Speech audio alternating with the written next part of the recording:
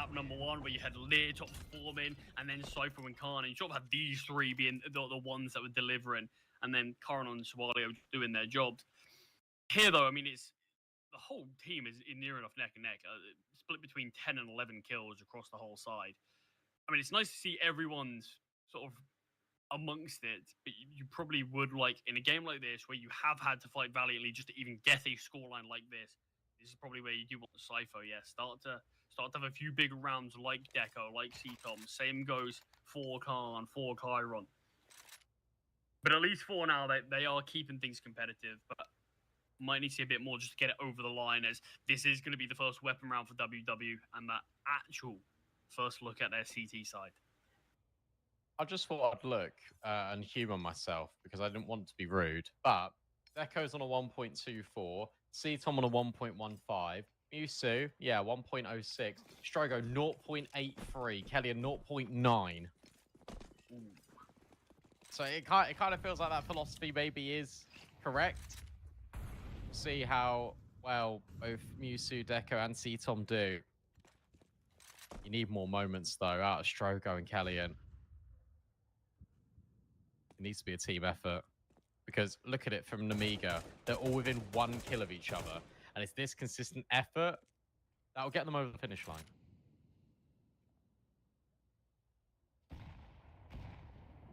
Well, no early gunfights here on the first CT weapon round. I mean, it hasn't quite been given up, but it's just being held more passively from C-Tom towards short. Bomb now on Khan, maneuvering his way towards the apartments.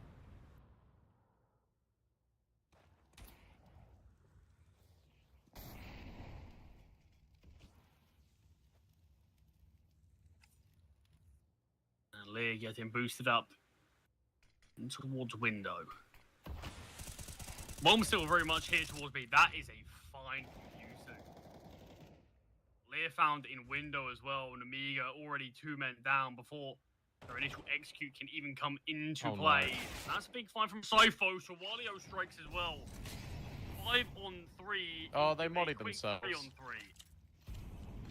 And find a bit more time for Musu to rotate in, and rotate in he will. Good trade from a nade though. Get up there, Cypho.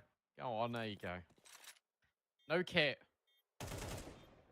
Oh, that is a sharp shot out of Khan.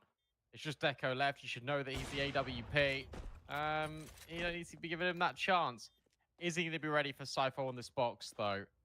I don't think so. Time is such a luxury. He goes clearing, he goes searching, and he realizes that he can't do it. Cypho just tucks in, and then he'll reveal himself. That's painful for Deco. That is nemiga in a 5 on 3. And completely destroying that B bomb site. The entry kill's instantaneous, and they're able to hold on. Yeah, I mean, I pointed out that it's nice to see everyone sort of neck and neck in terms of frags, but wouldn't mind seeing some of these nemiga boys having a few of the lights out moments like Deco and C-Tom were, and Cypher had one there. I think it was a triple kill in that round from him, but it was the opener towards B, like you said. Swalio from short as well. I mean, marvelous stuff to completely flip it. I mean, even when we see Swalio go down, it's the fact that we instantly see that nade kill as well. Much more pacey here, Swalio towards connector.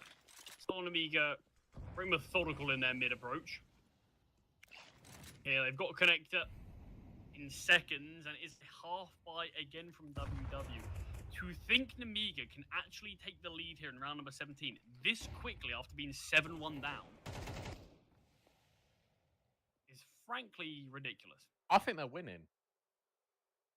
It's starting to feel like that. I mean, I really thought nemiga could bring themselves back into it, but I thought WW would at least, by the time nemiga found 8, maybe find a couple more rounds at least. Well, here's the thing is, right, this goes back to the theory of the individuals stepping up for WW, right? Deco, C-Tom, that's all it's been. And if you were going to get these players only outputting in that way, then the rest of the squad, they need moments. Good news. You got some good news? There's 40 seconds left, and everyone's grouping B for nemiga, and there's 4 players here. So we might be fine in the end. This could be a WW moment. No real information. Molotov onto Strogo will force him out. The Eagle towards Mark is being seen. Strogo has fallen. They spotted another player. They're going to clear one from the boost. Not quite, but they've actually done enough. I mean, 5 players around this bomb site, and they've only lost 1. Look at the HP of the other 4 as well. It hasn't even got that close. You will find a nice pick with the Desert Eagle, but this round is Nemiga's. This is 9 for them. 4 away from the finish line after a dismantling of WW on Anubis. Okay, let's calm down a bit. Oh. Nice try. Yeah, decent shots there, at the very least. And tack pause from WW. Had a couple of weapon rounds to face off against Nemiga, but none of which have worked out. Even the ones that perhaps should have. WW, as well as we can, they can feel it slipping away. And that's the thing with Nemiga. You can never show weakness against this team. It goes back to their round of 16 game against VRS Delivery. We saw VRS Delivery 10-0 up. And still, they sort of faltered at the end of the CT side, gave up a couple of rounds, and then from that, the momentum just completely shifted. And Nemiga never looked back.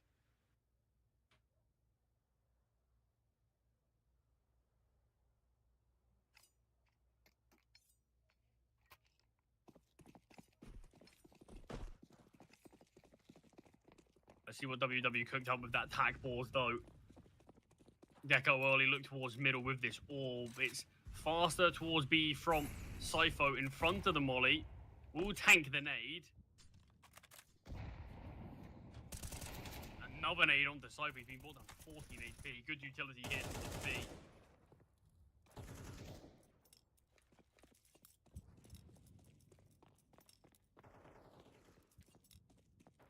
Whatever Sypho tried to cook up faster towards B, he's got no choice but just sort of back away.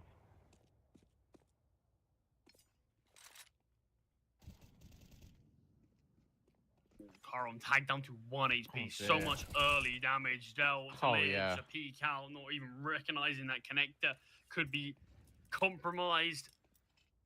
And what do you do now, Nemiga? You've got tons of utility. You're 1 man down, but you've got 2 players barely hanging on to life. And also, you've got Musu about to get a kill right here on Sualio. It was nervy there where he missed the first 3 bullets, but it's okay. And you've also got Kellyan just pushing. Nice kill. Chiron will get the trade. But this... Did they ever save this? Yeah, I think so. Kind of gross to save this. This is just a case WW not overfighting. And then Nemiga... They get overwhelmed. It's really important. Love that out of WW.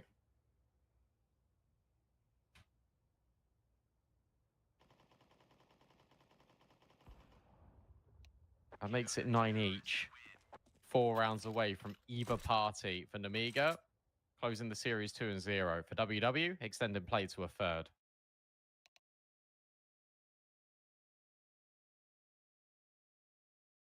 And that is WW finally breaking the streak of Nemiga. That 9th round's been a little elusive.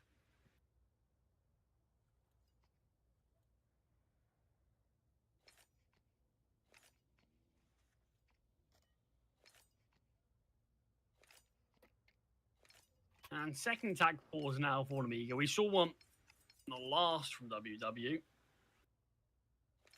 But it's the fact that 2 HE grenades dunked down onto Sypho. Keaton from short gets a headshot and a body shot onto Chiron.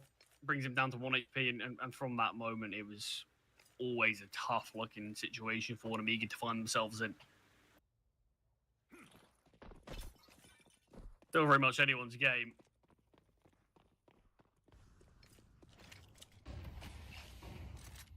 A similar looking start to the round from Nemiga. Pretty much similar sort of thing. I mean, normally they're sending a couple of players towards apartments. But perhaps this is just going to be Chiron pushing towards underpass and going to be more of an A finish. And Khan, yeah, does retrieve that bomb and is heading over towards his A bomb site for now.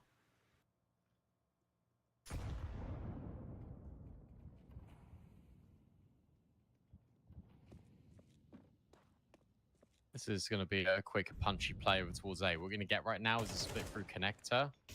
Lear is being very loud about it. Look, this is drawing all the attention. Break on the smoke from the CTs. Actually, it's going to favor Lear, doing damage onto Mewtwo. Outgo these players in towards A. But Strogo will get one. Khan trades, and so does Lear. Oh my goodness me. 2v2 bomb down, and neither of these players are on A. They do know Lear was out towards middle. It's all about how can he position himself. C-Tom's going to drop in towards window. If Lear finds this kill, the round is surely done. That's a great find. And Deco with the AWP. He's going to have to say, this was a 2v5. It was just so instant, those 3 kills from Khan and Lear. And yeah, I mean, Deco's got no choice. I mean, he's got Lear in middle to contest with. And, I mean, Lear can just play it multitude of ways. Deco can seize this one up. I mean, I was a little bit fearful for initially when we saw both Deco and C-Tom over towards B.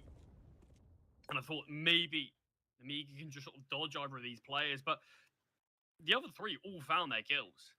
It's just they weren't ready for Khan, who's able to swivel on the player under balcony and then 180 killed the one in Con. I mean, damage was dealt to them. But still, they're not easy kills to find. And what a turning point that could be.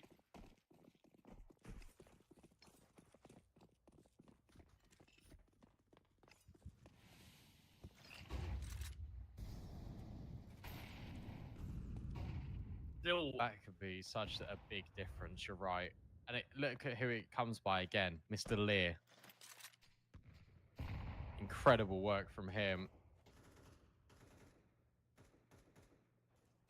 I mean, it's pure moments from nemiga in that round. 2 from Khan on A, 2 from Lear in mid. I mean, it's the kill onto C-Tom that confirms things. Khan was chipped away at. I mean, if Lear gets taken down, all it is, I think, is one bullet would have found Khan.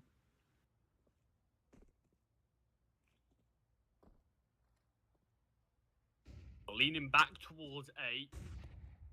It's the same round again. They knew it worked. They were able to get out. And this time there isn't anyone under Palace. Kellyan is in Con. And so too is Mewtwo. Deco is this time the difference maker, potentially over towards Ticket. They will find Khan. This hold goes a lot better here for WW. Sypho's then found a double. Deco then starts to extend, but it's good news because C-Tom is here at stairs as that spare man. I mean, you start to believe he can go the same way. That somehow they can flip it again. Awkward times now for nemiga. It's all square. Lear and Chiron will be a bit short on cash in the next. It's 1.9k loss bonus, so it won't be the end of the world. The other 3 can buy, but looking at Khan's investment, I mean, they will be discussing it now. We could see nemiga force this.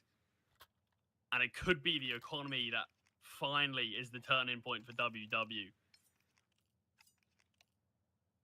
Yeah, it's going to be the force. If WW win this, I mean, nemiga might have to play for OT. I mean, the fact that we're here after being 7-1 down is impressive enough. But after getting destroyed, manhandled 13-2, for a team that is, look, a mix. They're doing incredibly well here, WW.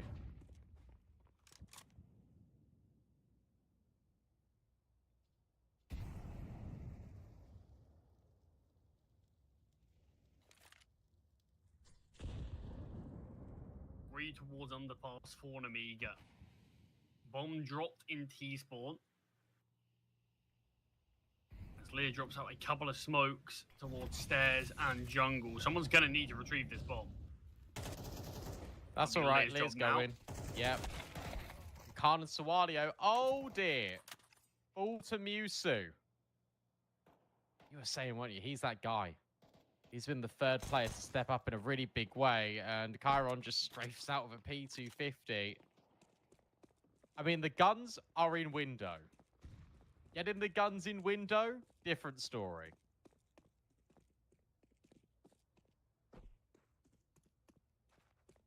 nemiga will head back out towards mid. I mean, it felt like the trade had to be seen at a bare minimum onto Mewtwo.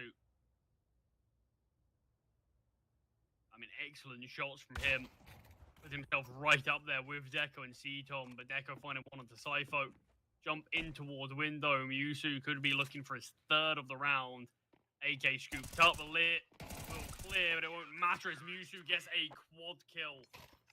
WW deny the force buy. Has to be an eco now for nemiga. It will be 12 from WW.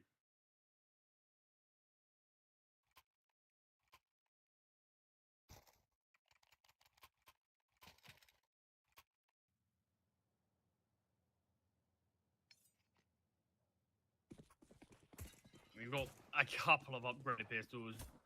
Can't expect a whole amount in this one. WW gonna have 2 rounds to close things out.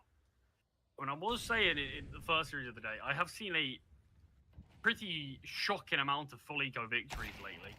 This will not be one of them.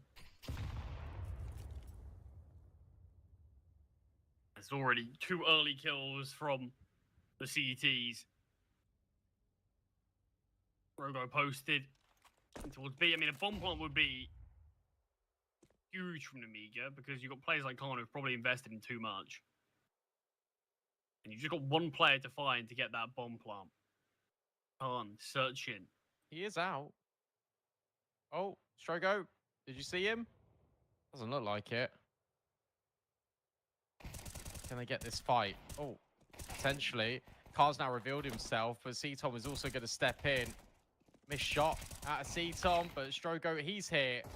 Car will find one, but there's just too many players. WW, I think we're going to see us on the decider. Got 2 opportunities to make that dream a reality. Unfortunately for Khan, he doesn't find a kill, so we can get out a smoke grenade as an extra, because we are going to be a little hindered on utility for nemiga. Obviously, done so well to put themselves in a spot where there's even the remote chance that they can take things on Mirage. Do they still have enough left in the tank for 2 more?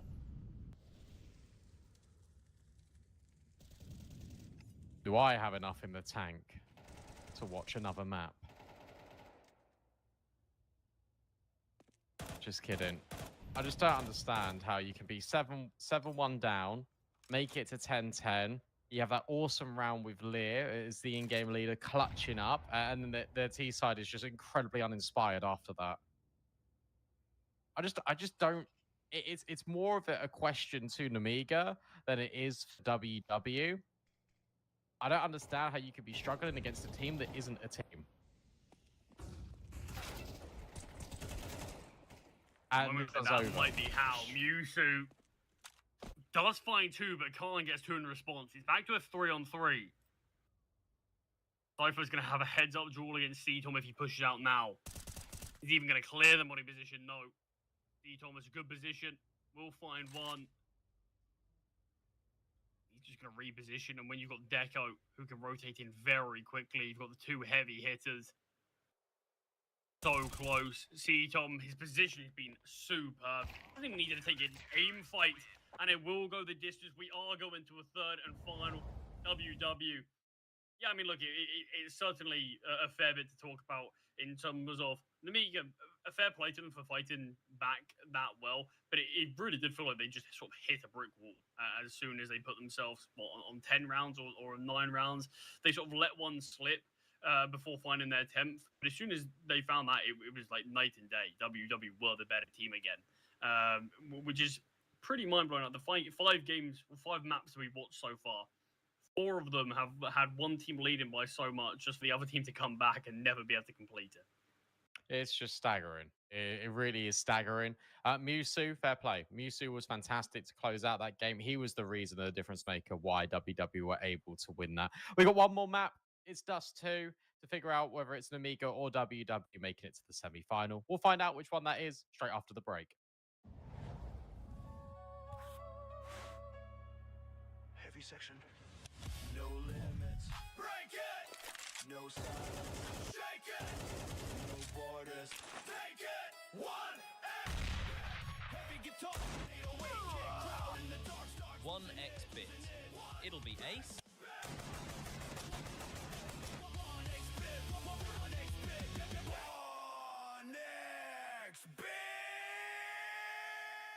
Every time I push mid on dust 2, this happens. Yep, AVP guy again. So if I want to take mid, this angle has to go. I don't know the lineup, so I'm just pulling it up on Metastack real quick. Dust 2, dark smoke, got it. Stand here, aim here, jump through. Pretty simple. Alright, let's put into action. Let me buy smoke.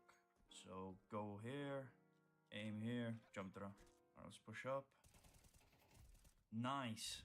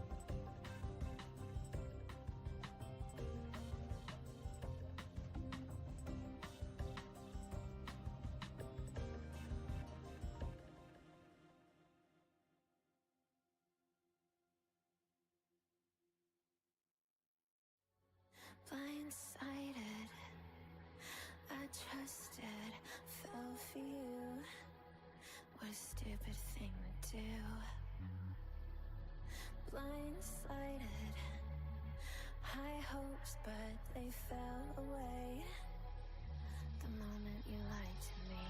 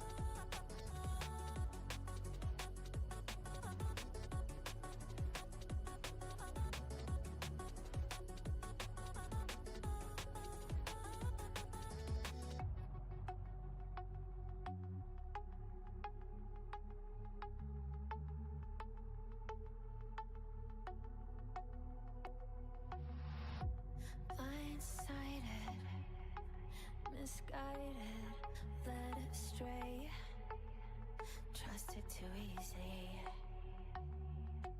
Blindsided, strung out on the smallest string, had me questioning everything. I don't know where I am now. Pedestal I had you on is crumbling down on the ground. It was all illusion. Where do I go now?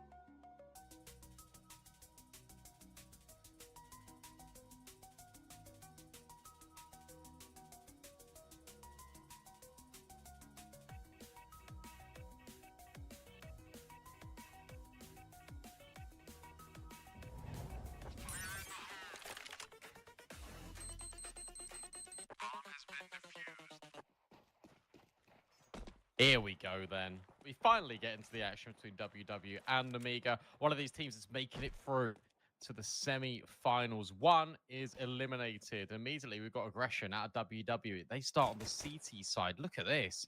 Massive push coming in from C-Tom. Lear, ready for him? Can he get rid of him? No. It's just a little bit of shoulder, a shimmy, and C-Tom's out of there. But Mewtwo's dropped in the meantime over at B, and nemiga looks to take space. Oh, flashbang's excellent. Oh but my just God. did not connect that at all. Onto the blinded Haru, just jumping around and prayed for a miracle. Walio will find another deco exposed. There is a diffuse kit here for the T's, but a Molotov is going to delay slightly. Boost up on the boxes. This can't actually hold him for this. Does it just look like he is? It looks like he is. He isn't whatsoever. Okay, fair enough then. I was going to say. Yeah, play to him. A bomb half ticked. Deco will find one shot. onto Sawalio. Sypho with one. Bomb hit being dropped, and Sypho finds the final one. Couple of kills for Sypho. As nemiga do claim the pistol thanks to what was that opening kill from Khan, and they can just swarm on towards that B bomb site. Obviously, Brandon, victor of this, has gone to play against Johnny Speeds, which could be a fun semi-final to watch. I'm going to be brutally honest, I think if Johnny Speeds play anything like they did today, could be quite an easy affair for the victor of this. Potentially could be. But you're hoping they will iron out some of those issues, because I think I'm sure they will. semi-final, completely different beast as it is. I'm sure they will. Strogo and Kellyan have both got Zeus's. Love it. I don't mind it, to be honest. Bring it out, show a bit of flair in this quarterfinal. Strogo won't be given the opportunity to use his, I don't think. Bless him. He's going to get cleared in just a moment by this molly. And there we go. Straight in to Chiron's waiting arms. 3 players are over at B. That would be nice if nemiga go in that direction. And with Sawalio grouping up with Sypho, it will be this cross. It will be this cruel. The issue is there's only pistols. Still is that Zeus, and there you go. We will at least see a Zeus kill only pistol. And it's feeling a lot more like that now. A 1 versus 2 for Sypho to deny what will be a full eco victory with 2 Zeuses. Sypho did spot one there. He told all that remains. He's got a Desert Eagle, actually. And the shots he's hit with the Deagle in this series, you would not put it past C-Tom to go on to take this.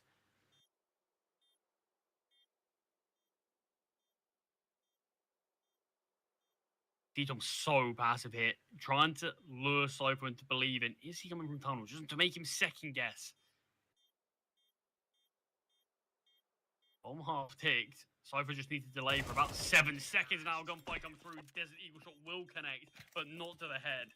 Saving base, 1 versus 2 for Sypho there. Almost losing to 2 Zeuses and 1 Deagle being invested.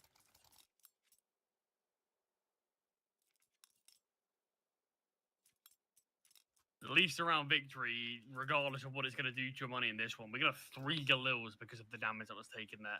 Unless Khan wants to go for a scout. No, we'll stick with the Galil.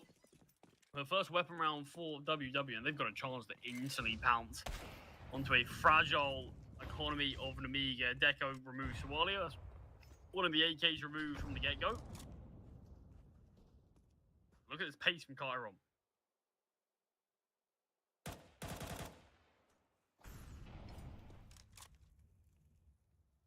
As I confirmed, this initial portion of short is clear.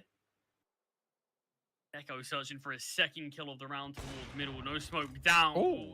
Hit the flick onto Sypho. Just the tag, though. Bring him down to 7 HP. This was great. Yusu can now drop this smoke and block over at short. Oh, flashbang is brilliant. Yusu's got no idea that they've crossed, but should surely have an idea in just a moment. Molly lands, but you got this setup. Look at Kellyan. They just completely overlooked Kellyan. Instant trade out of Khan. He's ready. All for these players, but maybe not Strogo at range. Lear now has to try and do it all. Very little. And Strogo will lock it in. Brilliant from Strogo. WW will answer back, and it always felt like it should be their round back. considering Deco had the AWP and he got an open and a tag. Yeah, and instantly it's going to have to be a force buy out of nemiga. Quick tactical pause being called from them here in map number 3. I mean, we knew their buy was going to be weak because of the damage that they sustained against that anti-eco.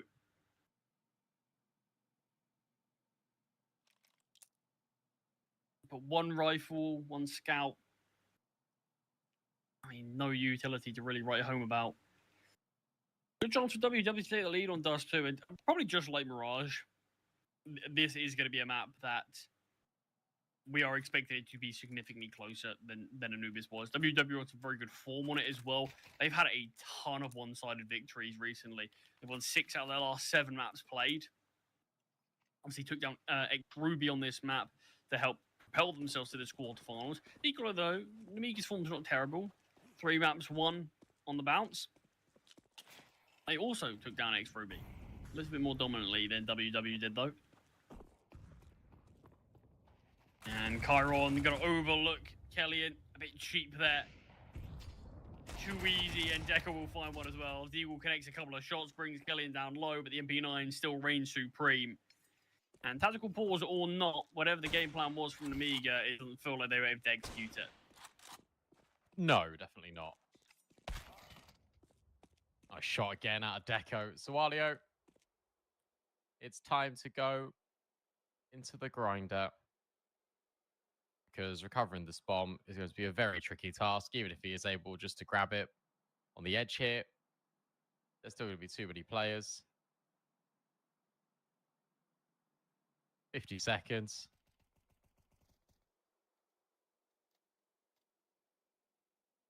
In fact, oh, I thought Musu was going to swing him. He does. And there goes the aim punch instantaneously. Musu locks it in. WW, dare I say it, they're back, and they can take the lead. There's no money here for nemiga whatsoever. No reason why they can't put themselves on top. And Dust 2 in general, for a side like WW, does feel like it sort of goes hand in hand. Similar to a Mirage, really, for them. I mean, they very much are sort of 2 of their strongest maps, 2 of their most played maps as well. But sort of as soon as they got off of Anubis, as long as their heads didn't drop, which evidently they didn't, they always were in with a shout. But both of us were expecting it to go to 3. But nemiga, the side that they are, I think both of us sort of tipped them to be the favourites. Rogo, that's a nice early pick, mowing them down. Obviously not a huge amount of weaponry in this one, but still need to find it. Still need to get them cleanly. Drogo wants to take these gunfights. He wants the ace. Maybe wants it too much, as Chiron will find. With this Deagle, Musu now picks up his teammate's position. Nade softens these boys up even more. Here's another one. They can eat that. And Chiron in a 1v4, which Kellyan will find and can upgrade his MP9 to an M4 as well. Look at the economy already from WW. Whereas for nemiga, when they won the pistol round, instantly sort of having to win, or having to have Cypher win a 1 versus 2 just to not lose to a full eco. They never had their money in a good spot. Whereas for WW, 8k on Deco, Cheat on Musu not far off. So much cash for these guys to play with, so it's going to be difficult for nemiga to break them anytime soon.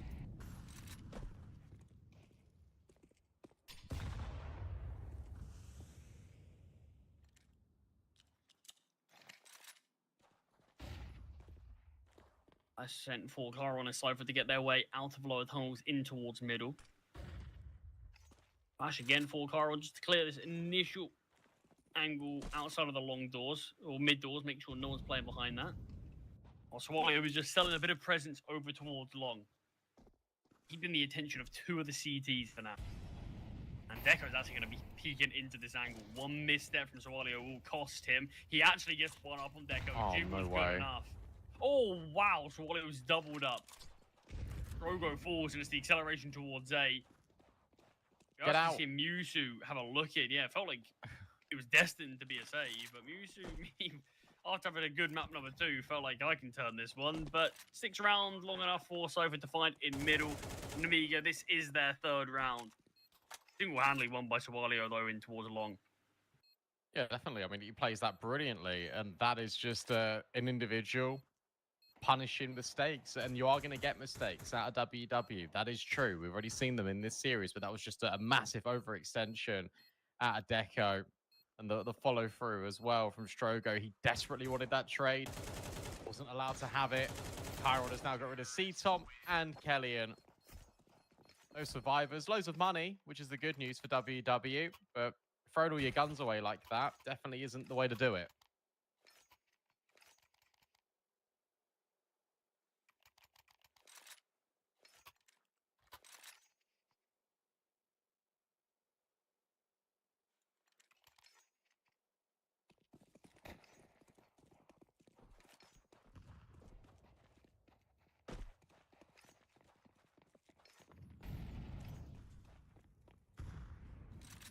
And he chips away at Kellyan towards B. Flashing for Kellyan, tries to go for this E just to see if Khan on the AWP is holding, but not the case in this one. Khan still towards the suicide position, just posted up.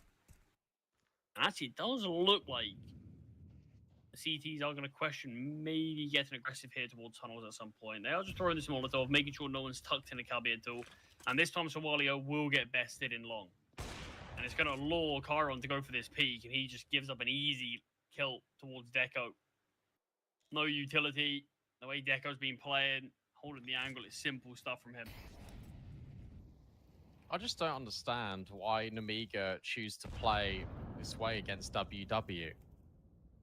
They are playing it like it's a pug. And notice how they played it on Anubis. There was a lot of teamwork. There was a lot of cohesion. They were moving forward. Here, it's just like, oh, one player just is found out towards long. No worries. We'll just solo peek in towards short. It's silly. And this is not how they would play against any other team.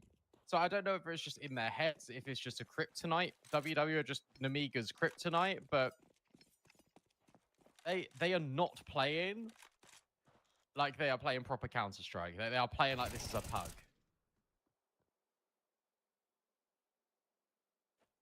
I mean, there definitely has been moments where it does feel like that's a great find from Lear. I mean, his chances of surviving is near zero, and he will eventually get found by Deco. Yeah, I mean, there have been times where it has felt a little bit more like maybe they're the mix. It's just some of the moments where it feels a little individual, which you wouldn't be surprised about from WW, but for a team like nemiga, particularly with the recent success that these guys have found. I mean, they deserve to go far in this event. But the performance that they're putting on now, I mean, it's difficult to justify in this series alone.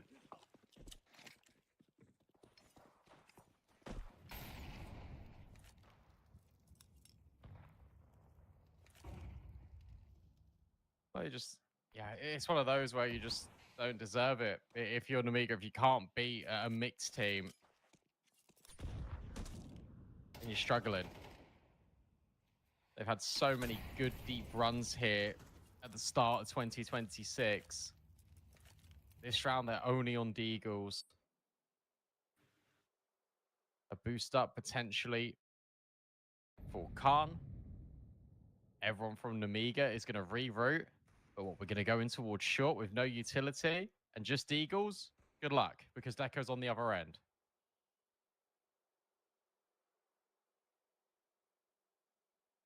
First to the chopping block, Khan not realizing the angle. Ambitious flick from Deco, but back to the basics, and he's connecting every single one of these. Finally, will be put to rest by a couple of nice deagle shots from Chiron. Chance of this spiral into anything more is unlikely, and Strogo will confirm that. Even making sure to deny this bomb plant. All can be saved for Deco. 5-3. From obviously what was the pistol and conversion going the way of nemiga. That's 5 out of the last 6 rounds.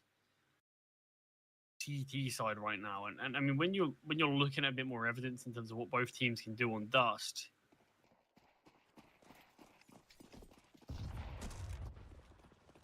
it gets a little bit more worrying when you look under the hood for this.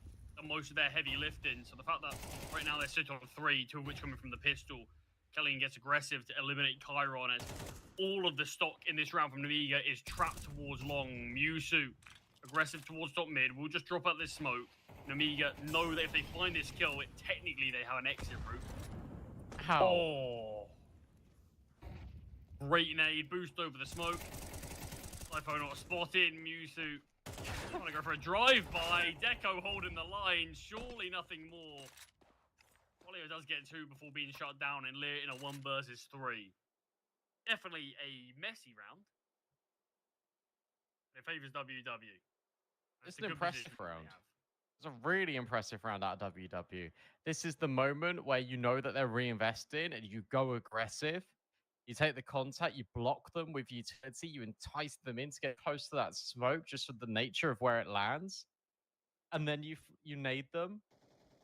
It's awesome. This is such a brilliant round out of WW. And you know what? You're right. They're playing like the better team. Kellyan is having a great game. Shogo stepped up brilliantly. We haven't needed C-Tom.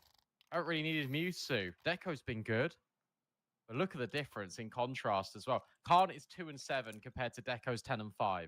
And sure, Khan hasn't had the all that much. That's a fair statement. But Deco's making the most of the opportunities when he's got his. That's the thing, in a series like this, it's not always about, oh, do you have the AWP every round, or do you have all the bells and whistles all the time? It's taking the opportunity, like you said. Taking the finite moments that you do have, actually capitalize on it, and WW, they've done it. And Kellyan, a player similar with Strogo, who probably have gone a bit more under the radar, haven't had necessarily the greatest series, particularly when you look towards honestly just the first 2 maps of the series. I mean, both of them, Kellyan across those 2 maps, 15 kills, Strogo 14. Both of them added up have less kills than either of the others. So the fact that both of these guys are putting up numbers as well is really worrying for nemiga, because you've still got the other 3 to fall back on if you need. C-Tom looking in middle. He's going to be picking and choosing his timing as the T's aggress. C-Tom will find one on the leg. Kellyan strikes. Kellyan doubles up. He is continuing with a triple. Finally will be put to rest by Khan. That's an AK retrieve. He's off all of his teammates. And we might just see no respect from WW. We'll wait out that smoke. Can't. I mean, he's hoping someone peeks, gives him something, and that is that something. That's so clever. He's got the bomb on his back. He's just worried about the potential flank. Good spot from Mewtwo. Khan's now really loud. Deco's just biding his time. This time the reload will be deliberate. It will be committed. Deco, surely in a second, is going to get the kill. He even swaps to the 5-7. Love that idea out of Khan, the fake reload to bait in the player first. Hits the instant headshot, but then Deco and Mewtwo just take their time. 7-3 for WW. They are running away with this quarterfinal. 7 out of the last 8 rounds as well. It is continuing to pile on this pressure. nemiga cannot find a solution to this defense right now. And when we've only got a couple of rounds remaining, nemiga have to find something. We pointed out recent times when they played this map, it has been the T side that they've been favoring, that they've been relying on more often than not. I mean, same goes for WW, but that's the side they're moving on to. And already the half has been confirmed. The one best nemiga can find is 5, which would be still very respectable. The problem is, it just doesn't feel like they're going to find 5. It doesn't even feel like they're going to find 4 right now. And towards long, we'll have Strogo versus Swallow. Strogo just tucked behind the door for now, playing anti-flash. nemiga will be more than just Swallow here. Strogo peeks into this, will spot, has a full belt of utility that he can just drop out to delay. I'm fed up of seeing one half just being completely one-sided. I want to see a bit of fight back. That's why I'm saying come on, nemiga. 7-5, that'd be a good look. 8-4, 9-3, not good enough. 50 seconds left. Look at this pushing towards short. Hang on a second. Kairon's just been overwhelmed. It's that man again. Kellyan, who's now made noise, falling back. Khan's got rid of Deco. That's a big kill. And now they're just going to go. Flashbang over the top from Kellyan. That's going to bait Mewtwo in. First shot is cleaning, and then Kellyan goes up and over. So Swallow can't do anything. It will be that 8th round. It will be another one-sided half here. Just today. Not just in this series. 8 at a minimum for WW. And there's limited money for nemiga. They're falling apart. And Kellyan is on a tear. 18 kills after 11 rounds. I mean, no one's got even close to those sort of numbers. I mean, Chiron is top performer for nemiga. He's got half, or less than half, I should say. Tactical pause from nemiga. They need something to stick here. They need to find this final round. I mean, we saw what they did on Mirage, at least, when they gave themselves 4 rounds to work with. They bought it close. They were able to level up the game even at one moment. But, I mean, you're right in terms of sort of asking for a competitive first half or just a competitive half in general. Have we even seen a competitive half once today? I don't think it has been. I think 8-4 No. has genuinely been the closest. I'll read them out. Give me a moment. In this game, 10-2, 8-4. In the previous, 8-4, 9-3, 8-4. And this is cringe out of WW, but I secretly love it. nemiga, take a pause. 30 seconds. We need this round, boys. Here's what we're going to do. Are you ready to go? Okay, perfect. Then Deco says, hang on a second. Let's just call another timeout. We're not going to talk about anything. We're just dropping all our guns on the floor. I don't really need to discuss much. Keep doing what's working.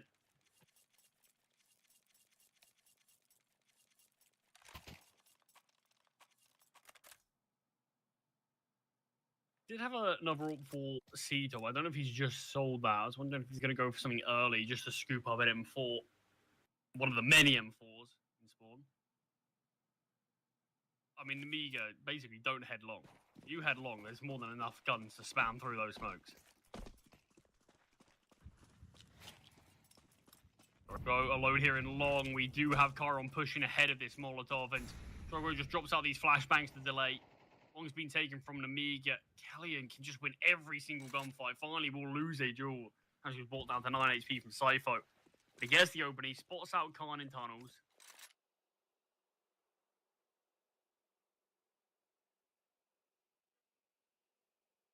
Look at this. Deco versus the world at long. And he's in the open. And now he moves back just as that smoke is fading. Well timed out of Deco. He's got rid of Lear. Of course, he's going to reface to a certain extent because that's what he does.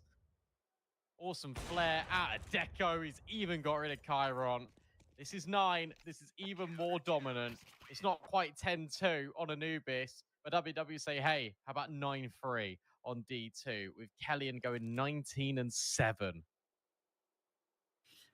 But it's the fact that, sure, it's not necessarily as dominant as Anubis scoreline-wise, but the one thing there that nemiga had going for them is they did win the pistol here. There. As well as they won the pistol here, it's the weapons that have made the real difference.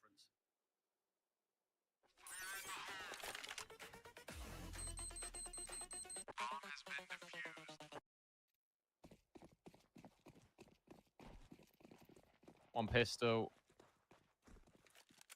A necessary requirement for nemiga. And they try and get active. They try and get aggro similar to WW.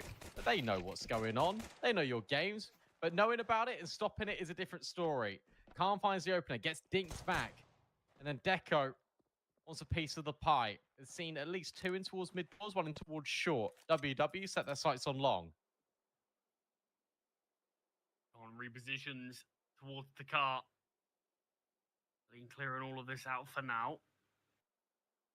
With Lear on the bomb site watching, Khan just tucked.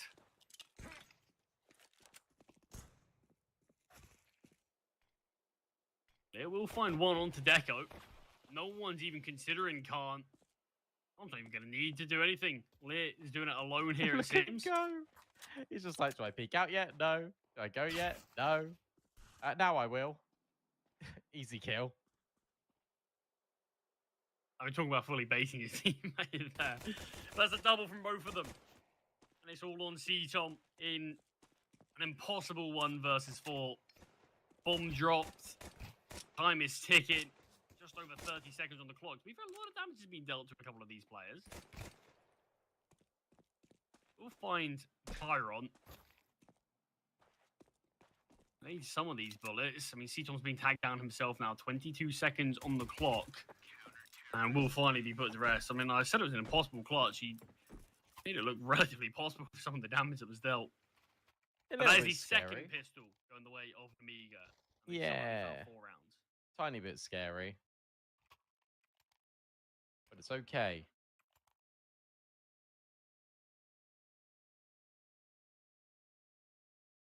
It'll just be another eco. Not surprised, WW, they've been the far better team when weapons have been in play. So don't long it out. Let you get them as soon as possible. This nade will be slightly too early to deal massive damage, but through the smoke, the T's go sort of trapped on top of one another, allows Current to get a easy double dink on Delir, and he still stands as Kellyan sort of lost in the sauce, trapped in the smoke. And a 1v5 that he will be taking his time on. I'm hoping that someone gives him a gunfight eventually, but Swalio could be the player to give him that gunfight. He's pushing through T-spawn steps. Can they be heard, or is Swalio shifted at the perfect time? He is not shifted at all. He is wanting this kill on the Deagle, and will do so flying. Expected double up, though, nemiga. 4 behind. Guns in play, but obviously with the second round eco, no AWP for Deco. We get to see after this round, or it's just going to be a repeat of the entire day so far.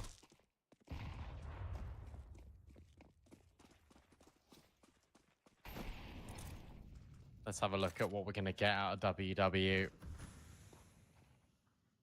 Big play in towards top mid right now. They're just going through the motions. They clear all the tunnels with C-Tom. And now looks going towards Catwalk. But first, a trip to the Xbox. Mid-speed smoke lined up by Kellyan. It looked like they really wanted to go there for a moment, but no, instead they're just going to chill. They are just going through the motions of this default. And if they go short, they've got to contest with the AWP at Khan. And how good is the utility? Do they have enough of it? The 2 flashes on Deco. Oren actually starting to reposition down towards CT. Util sent out in mid. Tried to give off this presence. Smoke now thrown. Khan can still hold his cross though. Kellyan finds Caron in CT. Khan with 1. WW, are you going to push now? Flashbang sent. Forces Khan even further back. Swing from CT from C-Tom. Doesn't actually need to fully commit to this. The bomb site's being taken. The bomb can go down. And a 4-on-4. There are defuse kits. There's a little bit of utility for nemiga as well. And they've still got long control. They are taking their time, though. Good flash. I like that. Good How is clearance. Kellyan alive? Oh, I don't know.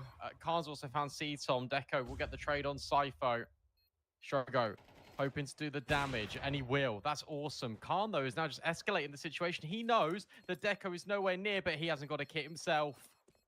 nemiga can't do it. It's WW getting double digits despite Khan's best efforts. Yeah, it's the first weapon round. I mean, there were kits down, but unfortunately, Khan just couldn't retrieve them in time. Had to push forward to try to find Swalio's body. The time it would have taken, he just didn't have the time for it. Nice triple from Khan, but it's all well and good. Players having nice moments. We're starting to get to make or break time for nemiga. You're 3 rounds away from WW walking away victorious hit, and you going out in the quarterfinals, which I don't think anyone would have expected. Comes down to the wire, so no bank being built up, and unfortunately for Deco, no AWP again. Yusu out towards along with some serious pace with this Mac 10. It can't go as well. Tries to take a shot in towards top middle, but can't be found. Got this double push coming in as well from nemiga in towards tunnels, being held for by C-Tom. The Swallow is just remaining rooted, and actually C-Tom will find the kill. Khan now moves in towards lower. And these players from WW, they're going back to B. Khan, why? Why would you peek him with the USP? That has to be a miscomm. But also, why would you peek him like that? He was also hurt. I don't know if it was Deco that hurt him or C-Tom, but they knew exactly where he was. So C-Tom was just so ready for the peak to eventually come his way. Cypho now, it's all on his shoulders. Half HP. Got 3 players to try to contain towards B, and Seaton will find his 3rd of the round. Actually been pretty quiet this game. Brilliant this series as a whole, but moments like this, in a game that he probably wasn't needed that massively with Deco and Kellyan, it's still a somewhat doable round, but is this B bomb site notoriously horrific to try to retake and potentially impossible after the damage dealt onto Liz? Seaton wants to take every gunfight, will finally fall short. The round's done. It's 11 for WW. A weapon Kellyan can upgrade somewhere. And there'll be an AWP towards tunnel, surely.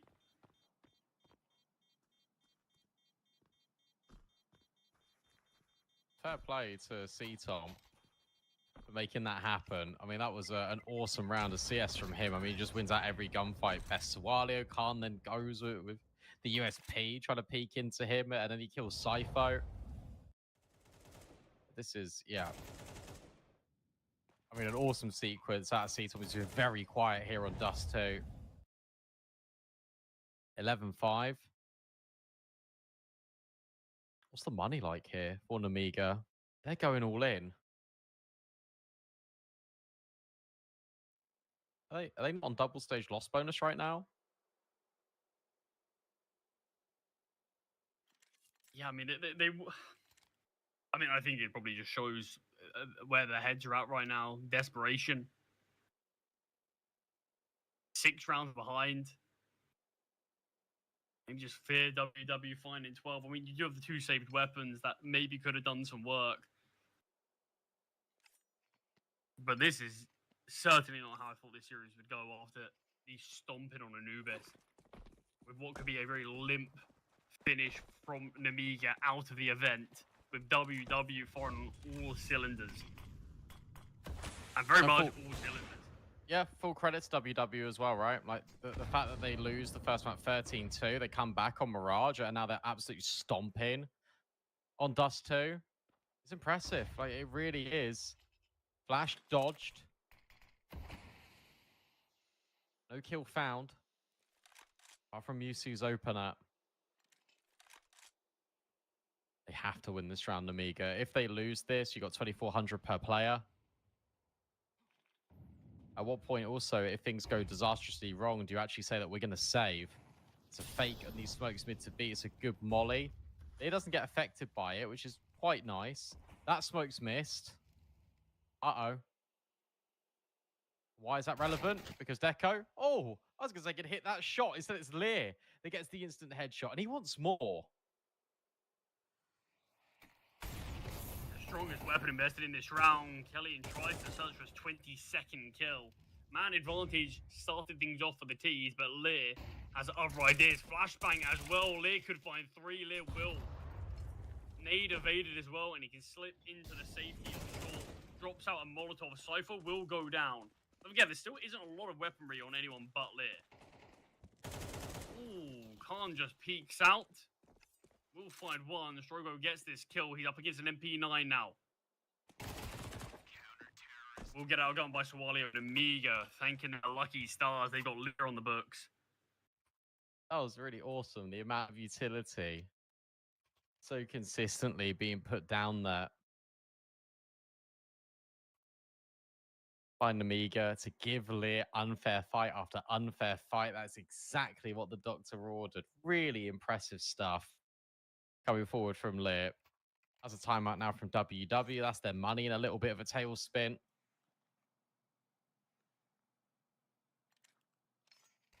I'm assuming it won't be the comeback right this very moment, but there's capacity for it, right? Think about it.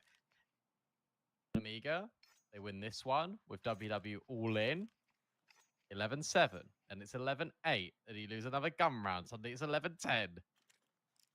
There's only a few gun rounds in this. I mean, just a matter of days ago, I watched Amiga come back from being 10-0 down on their map pick. I believe they can come back from any scoreline, to be honest. Because they do really have the ability just to sort of turn it on at any moment. Flick that switch, and then you've got the prime Amiga. Do they have it in the tank for this one when WW is just 2 away? Last being sent out the doors for C-Tom. Is this one lone AK. Deco is keeping his money nice and strong for the AWP. And that is a luxury WW have not had in this second half yet. Apart from that one round where Lear absolutely domed Deco. So I don't actually know if he's fired a shot with the AWP yet. Are under pressure. Khan can rotate in pretty quickly. Smoke's being thrown, but it's not a commitment from WW. He'll do this deep positioning of C-Tom. Now he's known. I think they're just going to go, and I think they should be going at this rate. Remember, it was that CT side that did the damage for nemiga on Anubis. Chiron drops the smoke. Bomb will be planted. Strogo has found the opening kill. Can Khan find a multi? That's now the important question. Look at Mewtwo. It's Lear that actually gets the follow through. C-Tom, though, will find Lear. Look at Khan just in this smoke. 3v3. Oh, and Mewtwo, full blind. Awesome flash out of Sawalio. It's getting a little bit dicey now, especially with Card and Cypher now finding the kills and wrapping it up. It looked scary. It looked problematic. It looked like WW could have forced series point. Instead, it's an awesome flashbang from Sawalio, and it's lights out nearly for WW. Yeah, Flash, insane. I mean, Khan getting a really crucial kill and then just sitting in that smoke. And I mean, it can go either way, really, but he bides his time. He's so patient, doesn't really feel the pressure of there's teams all around me. And slows things down and goes on to get supported with a great flash, like you highlighted. Bit more of a half by here. We will see the scout of Deco get a tag, but Killian loses his life to Khan's AWP. Out of Deco is watching towards middle, slightly too high to see Khan.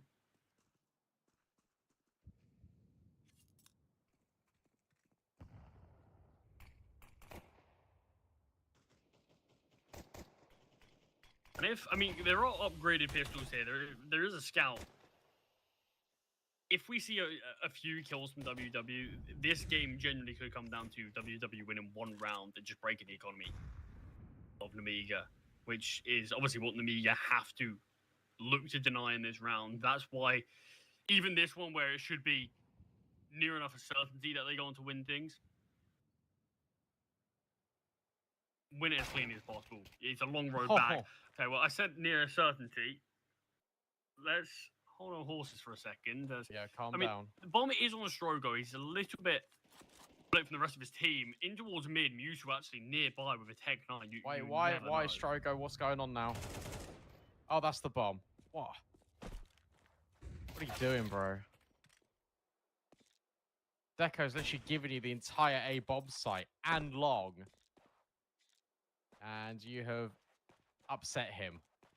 Because you've walked out B. You've just given them the bomb. And that has to be... karma. Yeah, that's karma in a nutshell. The most ironic thing about all of that is that graffiti is a question mark over his head. Even better. I mean, Deco does have the AWP. Again, he's able to purchase one himself. Thankfully. I mean, 3 rounds in it, it's still just 2 away from WW.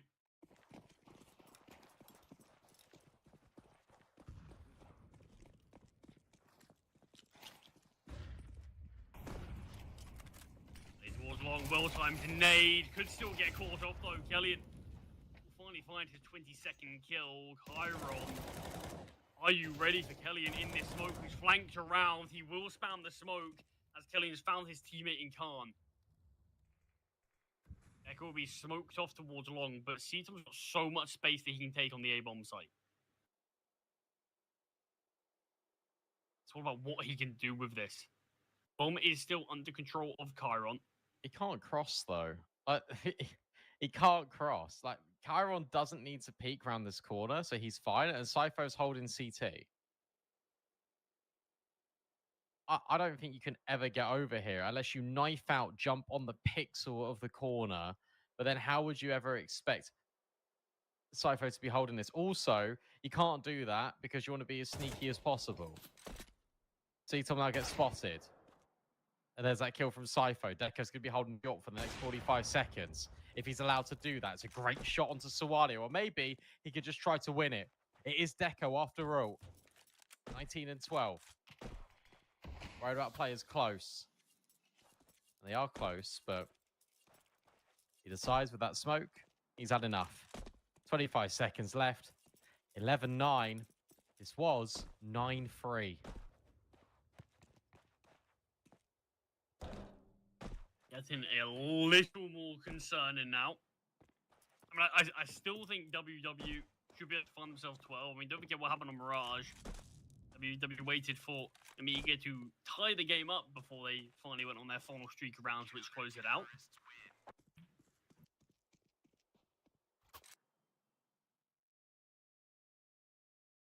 With Deco saving and the rest of the team not quite having money, can't half buy around this. It's full loss bonus. I mean, we'll see what Deco's playing with the next.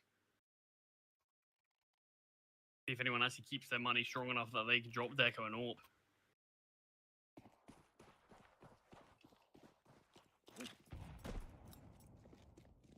And yeah, Musu is actually doing that. So Deco should be able to get an AWP in the next. He's just taking a bit more of a backseat in this game, so I think he's just taking the hit a bit more. I say that, he's actually going to buy armor on a P250 now, so maybe not.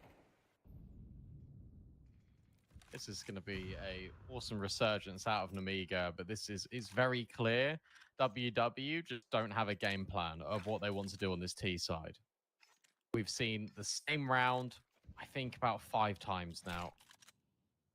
Going towards middle, take catwalk, execute short. Over and over and over again. And it is not working. We need new ideas. We need something different here. Out of this T side. And I'm really surprised they're not doing what they were doing on Mirage, which was going towards a bomb site and just taking it with brute force. Maybe they're somewhat doing that here. Looks like we're going to get mid to B. Deco just free hands a smoke, and now the scaling comes in. Cypho and Sawalio. Flashbang, really good. Important kills, though, from both Lear and Cypho. And Cypho knows he just needs to live. A lot of damage onto Musu. Bomb will go down, but Ceton will find Cypho. Musu, oh, he's in the perfect spot. He's got them right where he wants them. He's going to let them all go by. It's the dink out of Musu, and he does enough. Surely with this HP.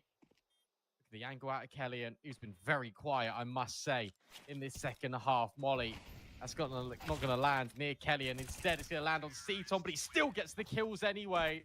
WW, there we go. Overwhelming a bomb site. Taking it by force. Taking it with good trades. That's all we've needed from them. 12-9. 3 chances to close and progress to the semi-finals. Yeah, it feels like keep things simple. Keep it basic. Play to your strengths. Slowing down these rounds too much has allowed nemiga to sort of get picks before an execute ever comes through, and we do actually see weaknesses financially. Brandon, no kit. Cypho, onto a 5-7. These could be turning points. 3 grouped up towards tunnels for now as Deco holds the line in middle.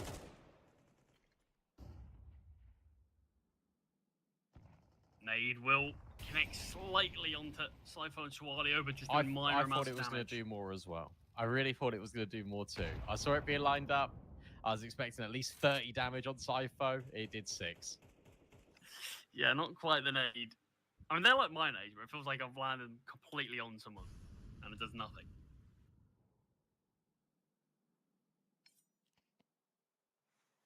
But WW have been grouped here towards tunnels for a fair bit of time. They'd be right. They'd be right to go into this. Cypho's only got a 5-7. Swallow's only got a FAMAS. They haven't got any more block utility. There's one flashbang. That's it. And Chiron, sure, he can come over and he could be this 3rd player. But again, no util, as you say. This could be quite damaging. Deep nade doesn't do a lot. Spam won't do much follow through either. At what point do you start to think here, if you're nemiga, oh, we've got to be right about middle at some point, surely. Got to be concerned. In comes the arrival, in comes the clearance, and it's Sawalio that only finds one. Cypho up elevated, and him and Chiron are able to hold firm. Deco will get the trade, and as it always has normally been with WW, it has to be Deco. Jumps down into the site, gets rid of Cypho. 20 seconds left. That nade damaged him for a little bit more. He will try and stick in the digits, or at least fake it. To give himself the chance. 14 seconds. You're not going to be expecting him here. Khan's ready. And nemiga will hold on. No money, really, for WW. You got to save as they take a pause. We're going to need all 24. I mean, loss bonus is still high for WW. I believe they'll get a decent enough investment out. C-Tom's going for a hero AK. I hope this isn't actually going to be the one step further. Well, let's see, go on to sell that. I mean, that's the thing. You don't have to fully invest this. You can get a decent enough buyout. Kellyan goes for the AK instead. I mean, everyone wants an AK. And Kellyan's actually going to drop one over to C-Tom. I mean, fair play to Kellyan for doing that. Look, you pointed out, has been far slower on this T side. And obviously, C-Tom had that massive round that actually found WW map and series point. Yep. We've seen a buy like this work out before. A couple of P250s. Rogo just sitting with the Glock. He's purchased up armor and utility instead.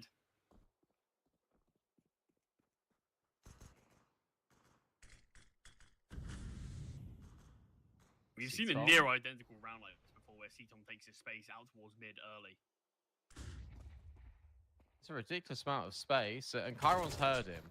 Oh, he can't do anything about him. Sharp shot. Once more. Tries to find more. Gets 2 chances. That's 2 pieces of info immediately. Suwadio creeps close.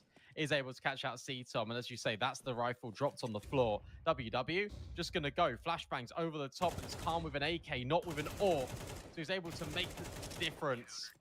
That's phenomenal from Khan. Him and Lear will clean up the mess. And nemiga will have a chance to force OT. Go the full distance here. Round number 24. Final chance for WW. Is it going to be a repeat of Mirage when nemiga gets so close, but it still counts for nothing? Until he goes to OT and actually see nemiga a real shot and making this comeback happen.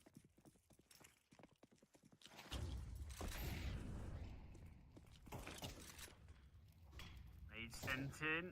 Well, I see deeper smoke. Strogo is in front of this and will win his gunfight. He gets a double. Surely this has to be the chance. WW have not had a round like this where they have been this advantaged in a long, long time.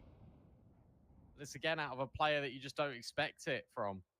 Strogo has just delivered a masterpiece that potentially could put his team through into the semi-final. Chiron will trade. Still this player advantage, of course, for WW. But look at how patient they're being. Oh! I'm a little bit concerned. Kellyan strafes out in towards top middle, sees Cypho. And now drops the smoke to potentially walk in close. You've seen one in towards top mid strafing like this. You've seen one in towards long. Surely you understand that probably it's just going to be one on this A bomb site. And you go into it. C-Tom has seen no one push B.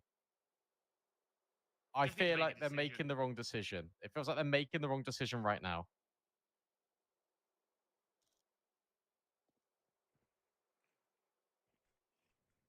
Thrown out towards A to see if they can draw any rotates. Kellyan drops out a flash as well. Swalio closer towards this window. He has a slight glance in middle. Deco could rip his head off. Darlingly going in. Kellyan finding that one. That is the A bomb site open, but still with 16 seconds. It's got to be this playing towards B. Loco finds one. A-Tom as well. Deco fluffs his lines. Oh, how have they fumbled this? How on earth have you fumbled this round? Like, please, make that make sense. You've killed the A player and you've gone B. You had time. You had time to go A. I mean that's the thing. It just felt like maybe I don't know if it was the pressure or what it was, but it just felt like they overcomplicated it. You had a 2-man advantage, basically hit anywhere. Just do it as a team, do it with utility. I mean, Killing just really well to actually find that kill on towards the A bomb site, but no real synergy in terms of hitting B there. Missed shot from Deco. I mean, that one was costly as well, but I mean, that was far from the only mistake in that round. Egg pause before we head into overtime now. I can't believe we're here in overtime. I can't believe you killed the A player and gone B.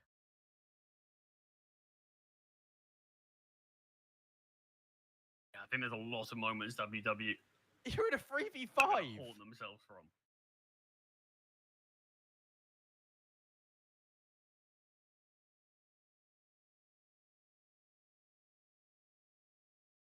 And they're just left to stew in it now. So are we. It's nemiga with the tech pause as well. Forced us to overtime after being down 9-3.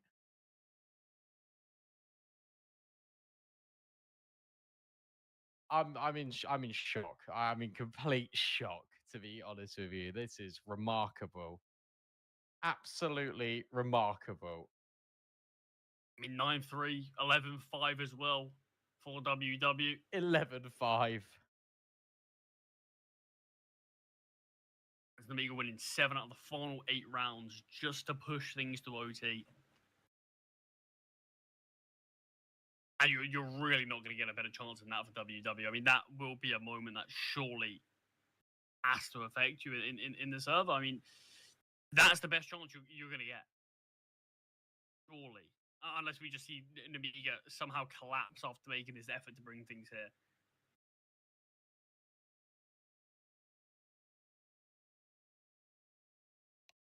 I don't know what to say. That's remarkable.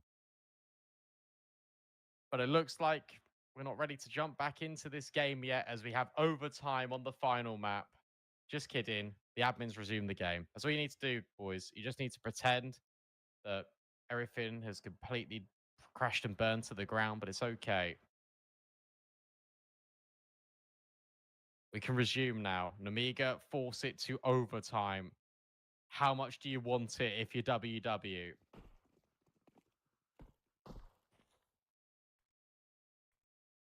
Deep smoke actually thrown here from the CDs towards top middle just to block this vision. Well, he's going to send a Molotov as well. He's not committing through this, but WW on the other side of things, this is a bit of pace from Galleon. Dink through a wall onto Swalio. Can't find Strogo as well. In towards the BE tunnels. We've got a lovely view of CT.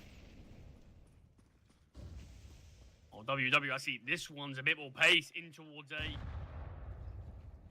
Our disadvantage, Kellyan leading the lines of this. Molotov Can we see? making life a little bit difficult for Lear and Chiron. Razor at least seen, but this is looking good from Nemiga. It's just continuing. And I really did believe as soon as we hit OT, WW just going to look. That's where they win 2 rounds back to back on their T-Tot or something. No, I think they're done now. I genuinely think that the manner in which they lose that round. Sure, you've got overtime. I think this might be like 16-12 Nemiga or like 16-13. I'm being serious. I mean, I'll have to see this round as well. I'm there with you now. This is clean. This is a good start. They get the opening kill. We try to see a bit of a pacier play from the T's, and it just gets dismantled towards A. Then you can rotate everyone in quick enough. We didn't see any early entries from WW. And good work from both Lear and Chiron just to stall things out of their utility.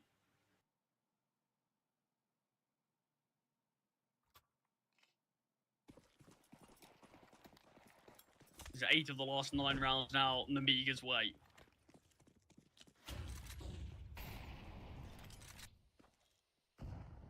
Commanding control towards long, both Swalio and Lit.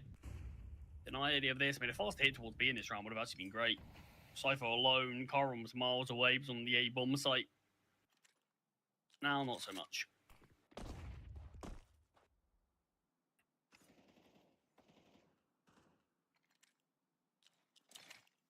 Fair play to nemiga for forcing overtime and winning the first round afterwards.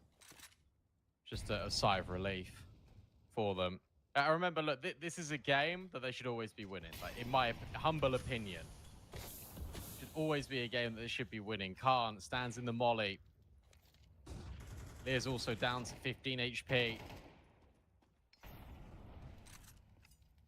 Suwaleo just blocks, and that allows time just for Khan to get over. WW again, a little bit indecisive. Mid to B smokes down. They will walk through these mid doors. Have they done enough to offset this rotate? Have they done enough when nemiga are isolated?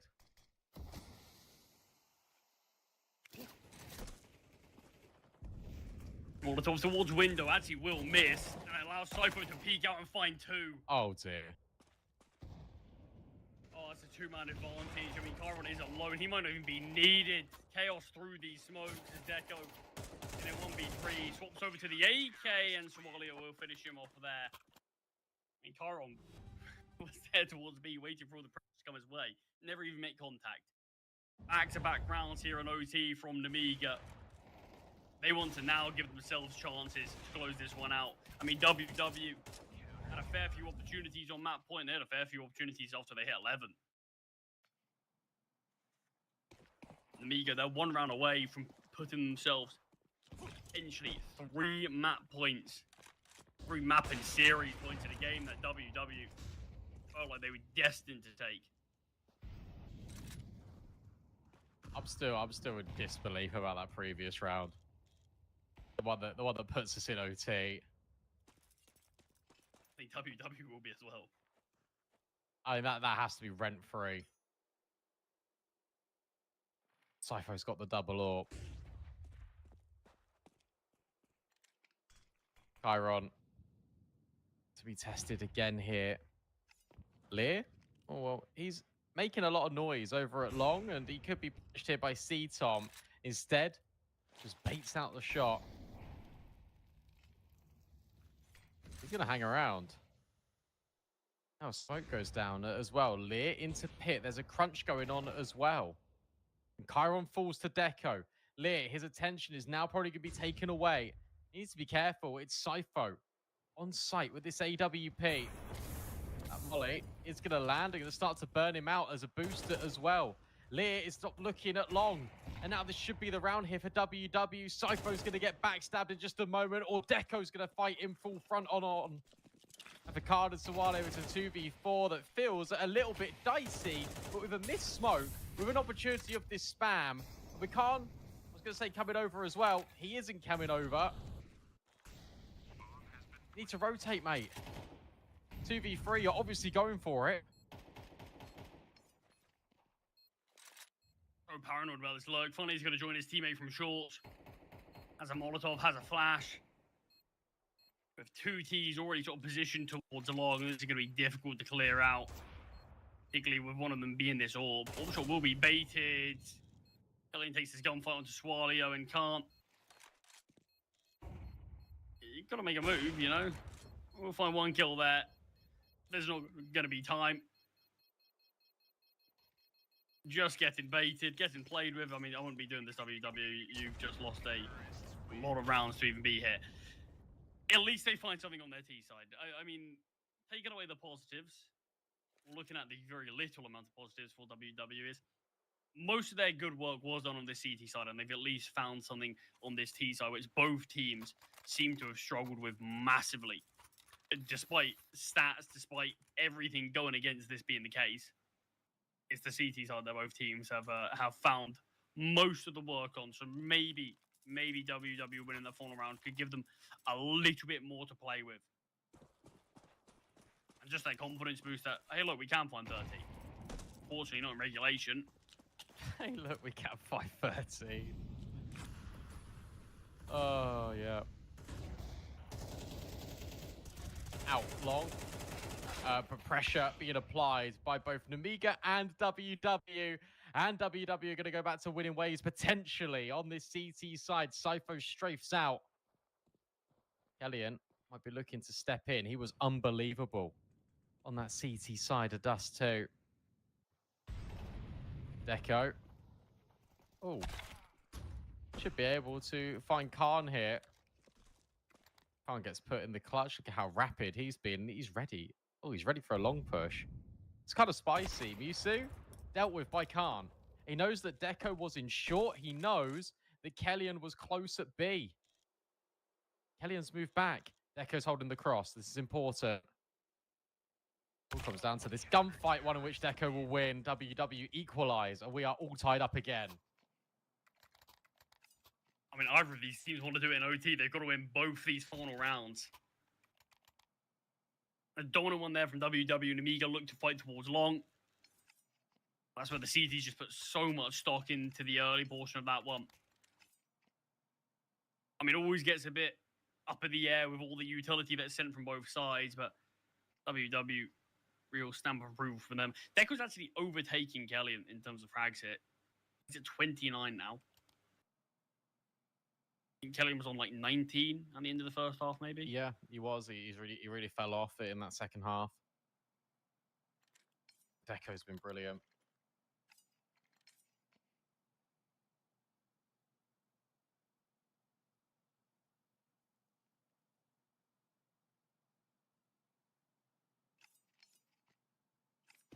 And obviously, Nemiga, they only actually want one weapon round on their T side.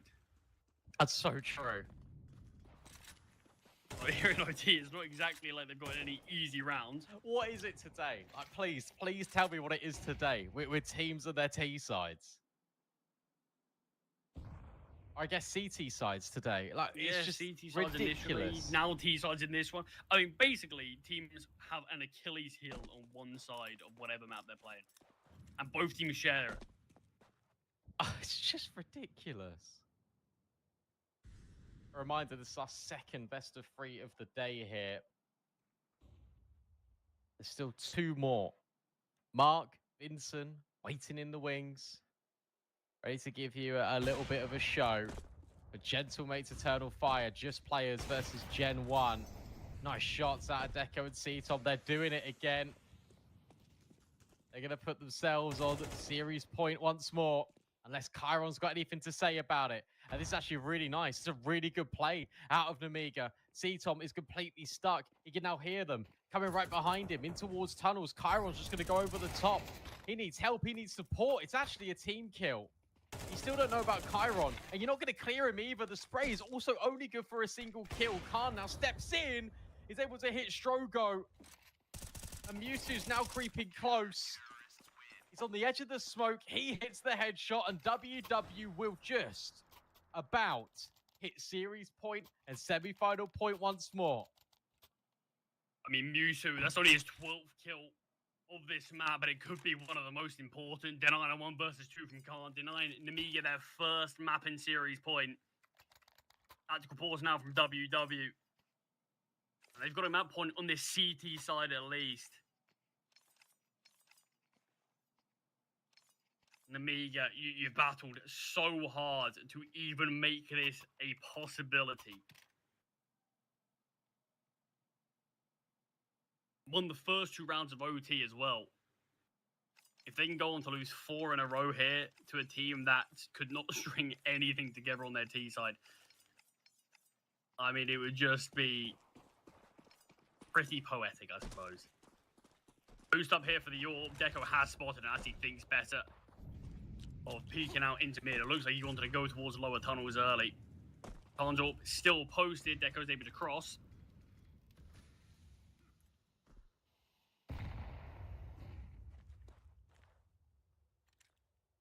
And lower tunnels cleared out. Mid starting to be taken. Flash sent over the top for Claren to clear this close angle. Oh, it doesn't clear Kellyan. Look at this. Oh, really good incendiary back in from WW. That prevents the scaling out of Lear. Kellyan is still sat here. He still knows what's going on. Deco's got time to drop utility off. Kellyan's just going to sit here. He hasn't been forced off. There's been no molly. There's been no utility to disrupt him. Mid to B smoke. Who cares? He knows exactly what's going on. It means that Deco can do this. Sees Lear. And again, takes the opening shot. Misses the mark. It looks like Nemiga are going to fall back. It looks like yet again it's going to end mid to B. how much due diligence do Nemiga have? They've cleared out this left-hand corner. Are they going to be ready for Kellyan? The hero of the first half has met one my pass. gosh. Kellyan will be able to get a double. Mewtwo chimes in as well. And it's a 5-on-2. And this one, Brandon, they will not let slip. Typho alone. There's the first. 20 seconds on the clock. Bomb on his back. Peek out from T-Com. Okay, No lads, way. calm down. What is going on? Okay, the tag through the smoke there, and Deco will find WW. I mean, they get their victory. They make it as difficult for themselves as humanly possible, though. Yeah, and then some. And again, it's the team that makes the comeback, and they're not able to close the map. They're not able to complete the comeback. We have seen 5 failed comebacks here today. Right now in CCT, or are only 2 best of 3s deep. We are so far behind schedule, it's not even funny. So congratulations to WW. Commiserations to Nemiga. Eternal Fire will come and play in their best of 3. Coming up next against Gentlemates, it's Mark and Vincent straight after this breather.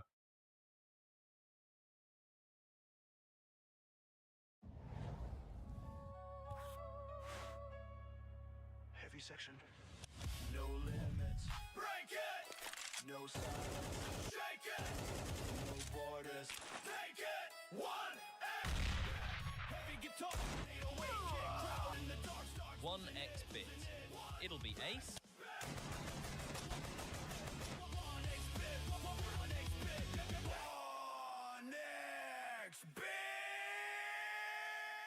How to get a free kill in window on Mirage. First, position yourself behind the bench. Aim here and right-click jump throw. Make the jump and dodge the flash. Easy kill.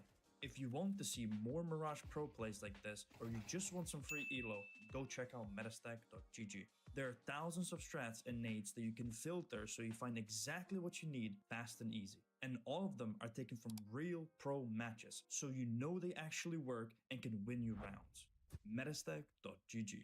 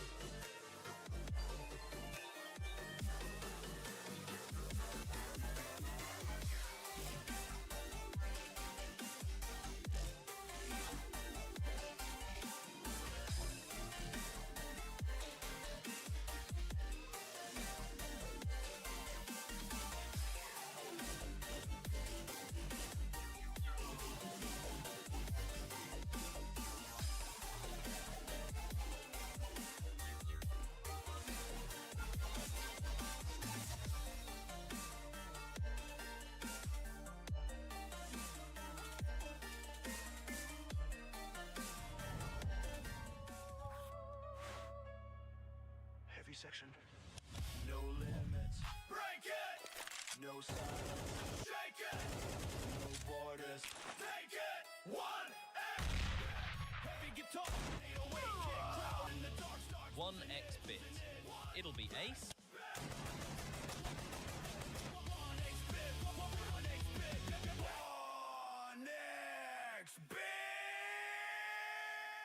Every time I push mid on dust 2, this happens. Yep, AVP guy again. So if I want to take mid, this angle has to go. I don't know the lineup, so I'm just pulling it up on Metastack real quick. Dust 2, dark smoke, got it.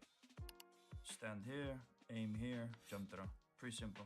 Alright, let's put it into action. Let me buy smoke. So go here, aim here, jump through. Alright, let's push up. Nice.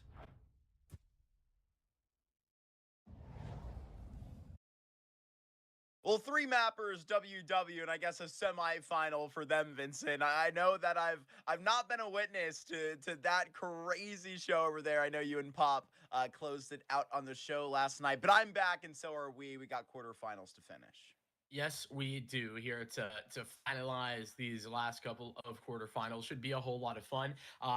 Listen, I think we got some awesome games to just kind of be blunt. Gentlemates, Eternal Fire. That's where we get started. Then Just Players up against Gen 1. Or is it 2007 that they're also called? I don't know. Yeah, that's what it is.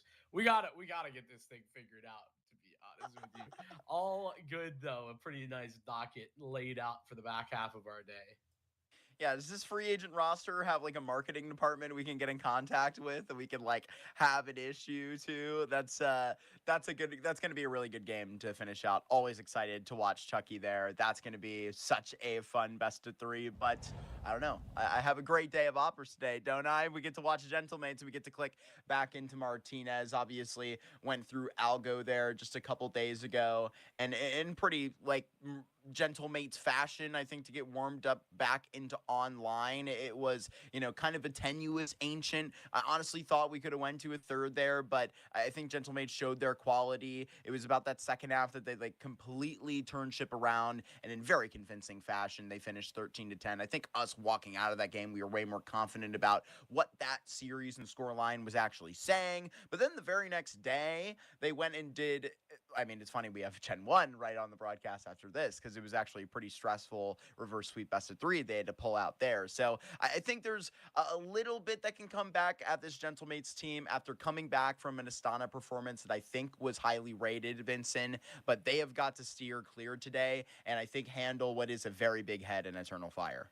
Yeah, I think my takeaway though for both of those series is that Gentlemates go in with some clear goals on like they're very clearly trying to like work on some parts of their game that are not as good as they want it to be, and they end up locking down victories when needed, even in scenarios where they're down or not in a great position. So I actually think that I come out feeling even better about Gentlemates because they were able to end up being victorious despite some of those troubles and trials. So, but yeah, this Eternal Fire team, I don't know where I stand with them after watching them play Fnatic yesterday, because I think there was a lot of positives that I was able to take away. I mean, you and I talked about it then, but I'm very excited about like the general feeling of this team. I think that there's a lot of positives there, but the questions are certainly clear on where is Mistum in this, like how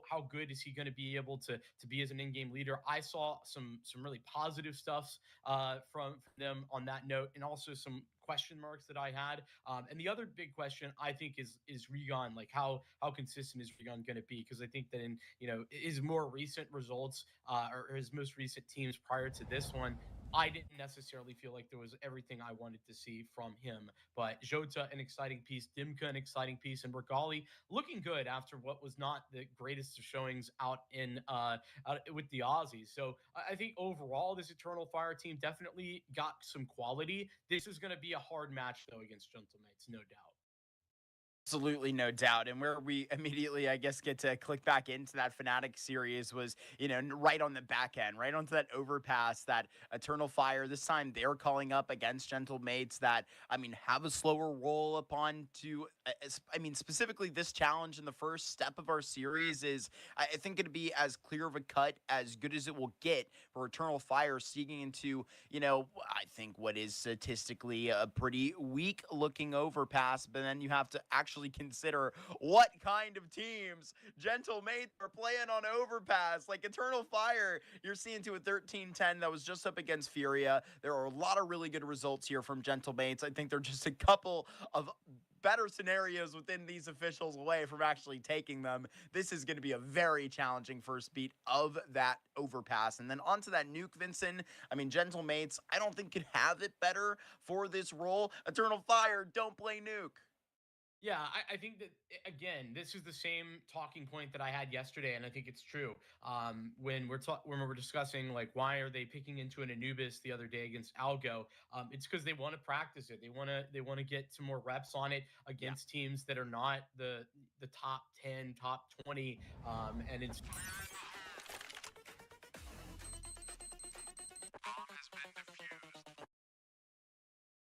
Mates can do on the likes of an overpass.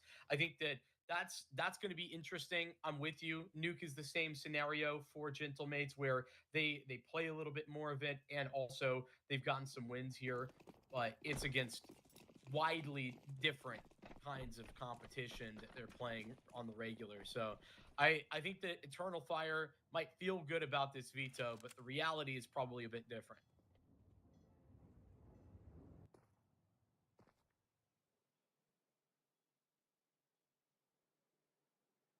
And get me to that Anubis, and I swear I will love it. Obviously, talking about that Algo series, I think where we'd all prefer a little bit of a back-to-back three mapper. In fact, did AM go 3 maps, I think, on the first game of the day? Yes, they did. I think losing, correct? Yeah. Double check. Yeah, I lost that one in 3. Or Lumi and Co. Made it this far, though. Nice to see it. Martinez right on that corner. Will remove Regan, but right upon this, pausing and giving a lot of respect to the faces that have already been shown, but Eternal Fire don't necessarily need to rush into anything because they'll take their time. 50 seconds, and Martinez, he's going to pick up a flashy second kill. Sassal around this corner is going to buy all the time right here for Daviji to get into position, but it does not matter. Eternal Fire as precise as Martinez was, but it's Mopaz in a 1 versus 3 who should have a clear lane on to miss them. Isn't this ridiculous? Popped with the P2K. Jota will be on the big flank. Oh, but I don't know that Jota, he's not going to commit to this because Mopaz didn't actually tap on the bomb, but Mopaz takes the fight, sprints at him. Oh no. This is crazy. Gets him in the back of the head, Vincent sprints him down.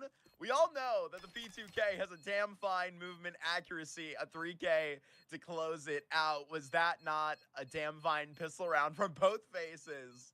This is about to be, I think, a tone set under this overpass that we're quite pleased to see. Sir, the Mopaz has to 1v2 at the end of that, but I'll tell you this, Eternal Fire, a great second phase of their hit. They get into the faces of Gentle Mates, and Daviji, Salsal doing their best there, but overwhelmed at truck. 2 kills from Martinez was great, but not enough. Has to go towards Mopaz in the end. Eternal Fire bomb plant. You know what that means. It's time to look into a force buy, and it's got a lot of firepower to it as well. Lacking some utility pieces, and look at how 4 Gentle Mates are playing on Fountain.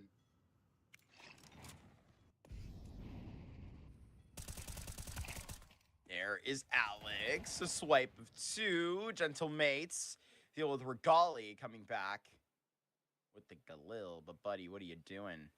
Got this bomb on your side. 3 HP. You ain't getting out anywhere.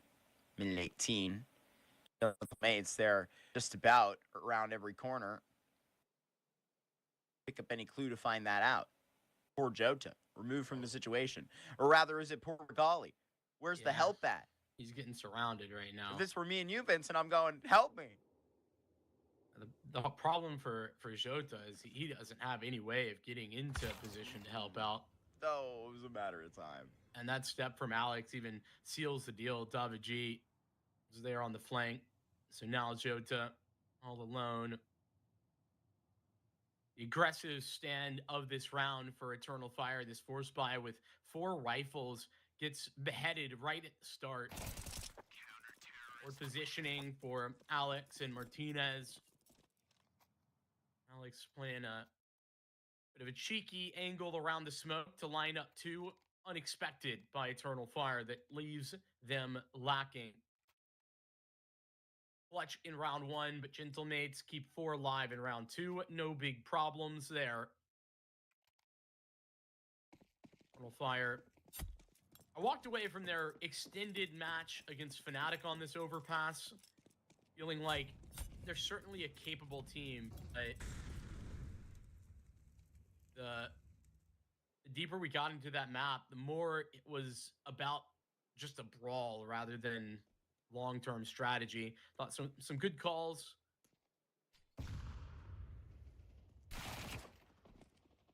Martinez around that corner will slice up to the head of Regali. Keep it at this level. You could get lucky. 2 more out of that MP9. Yeah, I agree. It kind of felt like Eternal Fire. Martinez finishes the job. This guy is pretty particular about it today. You can already tell, 7-2. It kind of feels like they survived Fnatic more than it felt like the eye test was telling us they were, you know, overwhelmingly finishing that overpass. Yeah, I think put it But in we're the keeping pace. in the context of Fnatic had basically 6 opportunities to close out that map, and a lot of those were ones that I think they should have. Fnatic were in control, and then Eternal Fire found a way to win late, which props to them, deservedly so. Doesn't give you a lot of confidence though if that's the point of return. Great opener there for Martinez. Constant aggression right now for Gentlemates on this A site.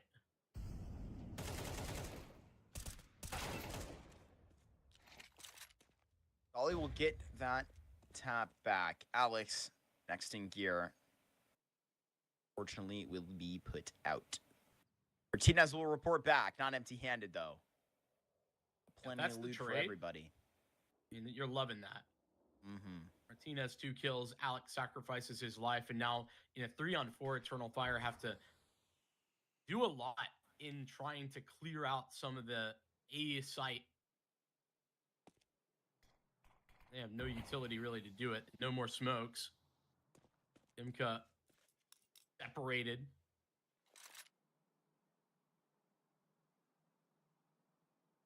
Technically an avenue towards the A site right now.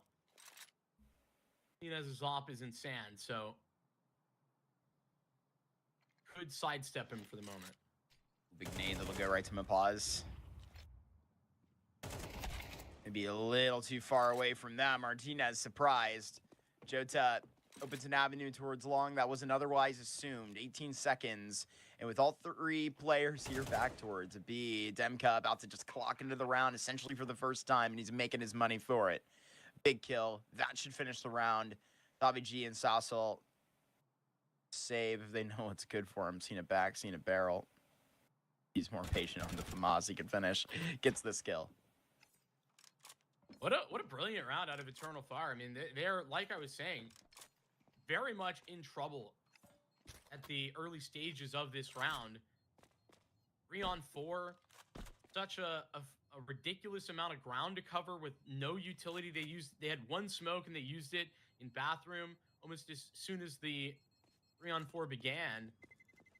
And it is a ton of value that Dimka gets with just his 1 kill, by the way. HE pulls the rotate for Martinez as he's not ready and forgets about the long gap. Jota walks out, kills him. Round essentially sealed thanks to Dimka. That's the value that Dimka brings. I found myself praising him so often in that Fnatic series, despite, I mean, he didn't have a bad rating. I don't remember what it was off the top of my head. Here I go, look. But probably wasn't the highest rated player. Yeah, he's the fourth highest rated. He's the fourth on the team. Especially on that overpass, I found myself saying Dimka's name very often. Yeah, I mean, this is a guy that, you know, when walking into our series, I can't remember if that was yesterday or 2 days ago, Vincent. I think it was 2 days ago. That was a lengthier series. Look, it's a guy that we've watched how many times here? And honestly, been a little while since, you know, wearing that Passion UA jersey. I mean, dude, that is, honestly saying it out loud, kind of whack in its own right. But he's always been a dude that has been able to look so fresh at this level.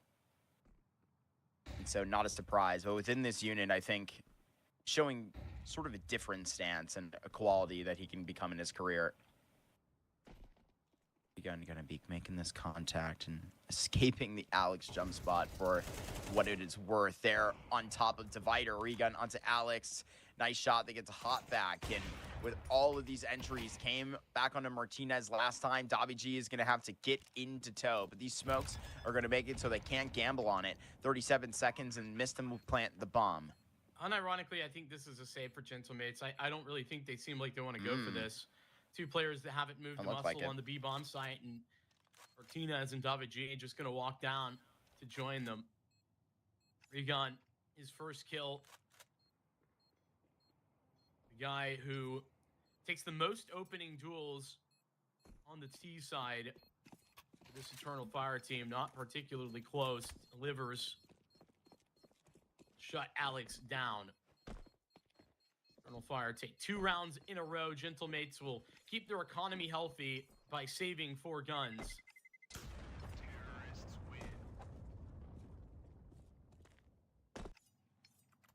And it's this type of play where Gentlemates, I think, do a great job of I'll just say play the percentages. It's not always the most exciting, but this is the vibe of how they worked their way through some scenarios where they were down either in a map or in a series around the 16. Flashing back to the other competitions that you were talking about as well. So another buy here.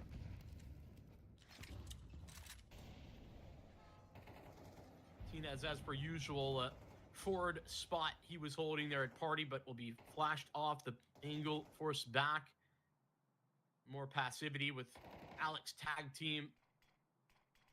Man, setup at A has done a lot of moving around. They have been active to their success and detriment.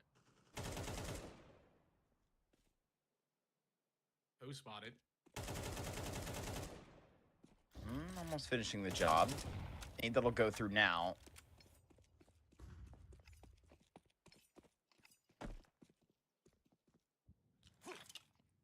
Resetting in a row and at least throwing that front sight smoke out directly from spawn.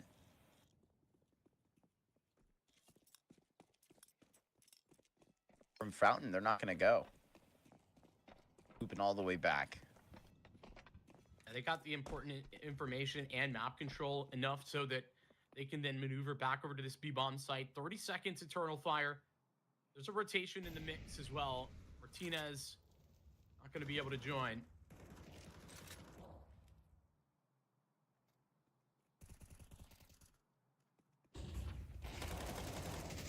Short now, they'll go. Mopaz, Sassol, absolutely lighting them up. A triple kill out of the short hold. And it will be a Regali back behind bars. I think Sassol was looking to try and just get up 4th there. And he might as well. Regali caught. No save to come. Gentlemates with a round that is for a very large amount of 4th there. But more importantly, I feel like this is going to put Eternal Fire after, Gentlemates decide to save on that. Right back on top. Yeah, it's a decisive hold for sure out of Celsol and Mupaz. Wonderful job from the two of them getting 4 kills. Celsol. Eternal Fire. Truthfully, I think their spacing was a little bit rough, especially on the monster side of that attack. Great boost. Davichi. Vision onto Jota. Death finding him. Neichi adding insult to injury for Dimka, who hopes to punish the man who just took out his teammate instead catches lead.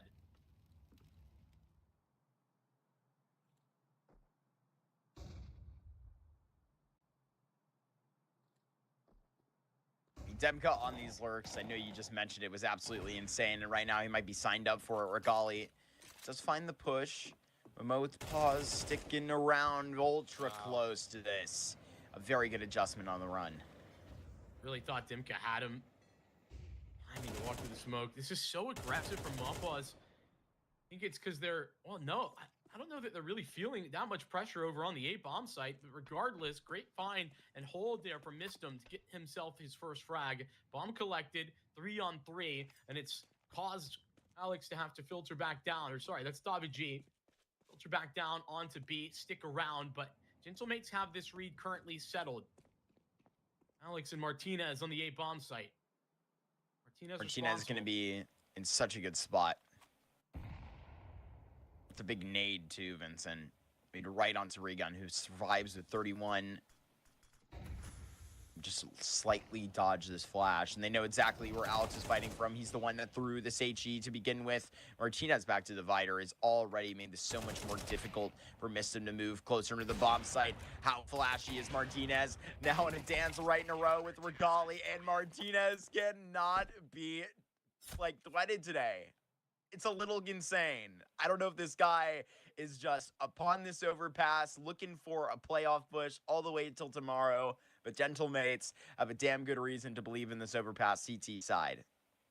Yeah, and you wonder why Martinez is such an insane individual, like stats wise as well for Gentlemates. I mean, he's hitting the shots too, and that's all on him. But notice how Alex plays around that. He's not taking first contact. That's often going to be the rifler taking first contact so that the op can just focus on bathroom. But Alex instead waits for Martinez. He nails it, then swings on Martinez's contact. Like there's just a lot of decisions there that Alex and Martinez are making, really well coordinated.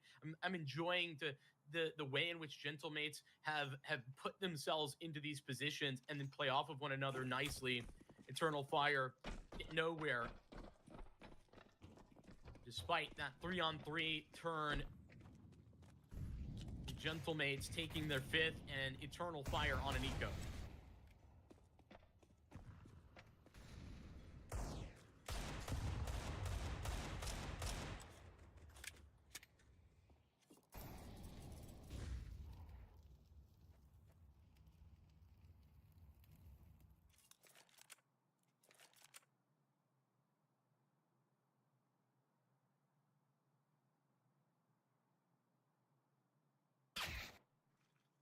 Okay.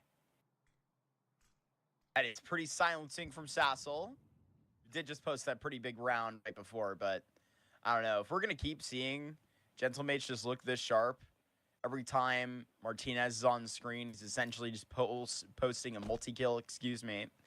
Alex might have seen Rico in there. Does. Drops a Molotov in reaction. Martinez finds Mistum. The Steagle getting active. And so Mr. Martinez might have to rethink his timing here. Goes back to it. Might just hop back up to the plate aggressively. Sees another head to it, but his rifle's right here to go and restrict the moves. This is a little too insane. 16-3? Yeah, right, Vincent. It's against the ecos, but I think I've had about enough. Just give Gentlemates the CT side right now. Yeah, Eternal Fire, a couple of those wins, and then, you know, talking about pistol round and how close that one became. Mopaz needed that clutch, but there's been a wide variety of one-sided holds for Gentlemates since then. Down from the rifles on the B-bomb site, down from the op on the A.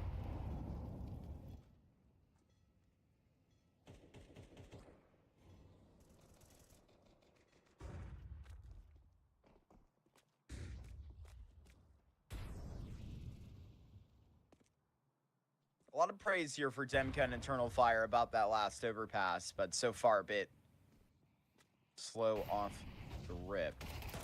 Retake short util. Not exactly retaking it. I think just kind of poking it with a stick and, you know, popping it back down. Demka took a lot of damage. He's probably well annoyed for it, exactly as I assume.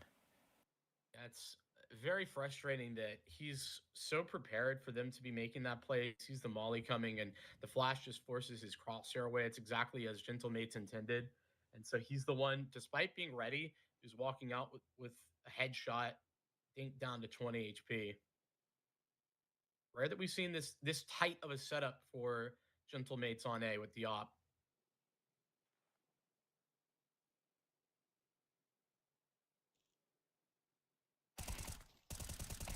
Alex gonna be popping out and surprising too. Martinez will put Jota in his place.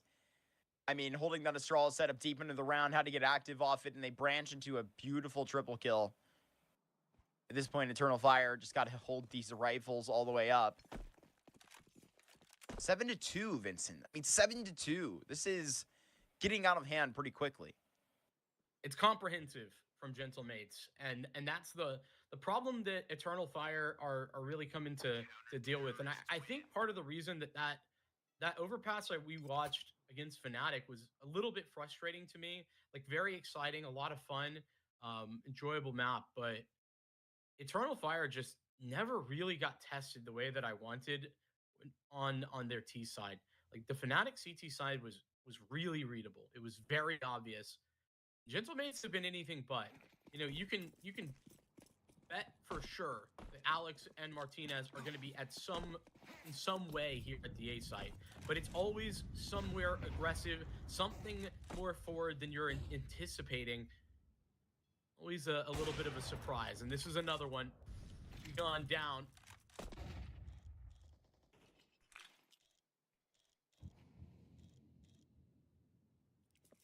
Martinez shot to escape long, but just reposition. I could watch this all day, Vincent. Martinez playing like this. Back to the actual site proper.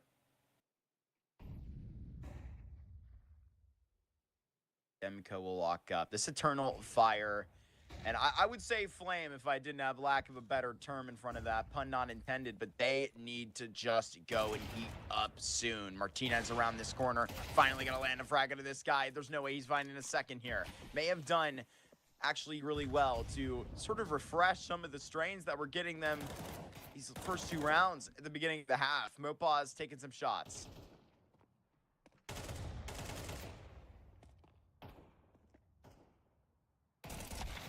Just get clipped in the back, surely. I mean, missed him at the start of a 1 versus 3. We'll be right in around, and it just looks a little impossible. Gentlemates are absolutely going from end to end, 8-2.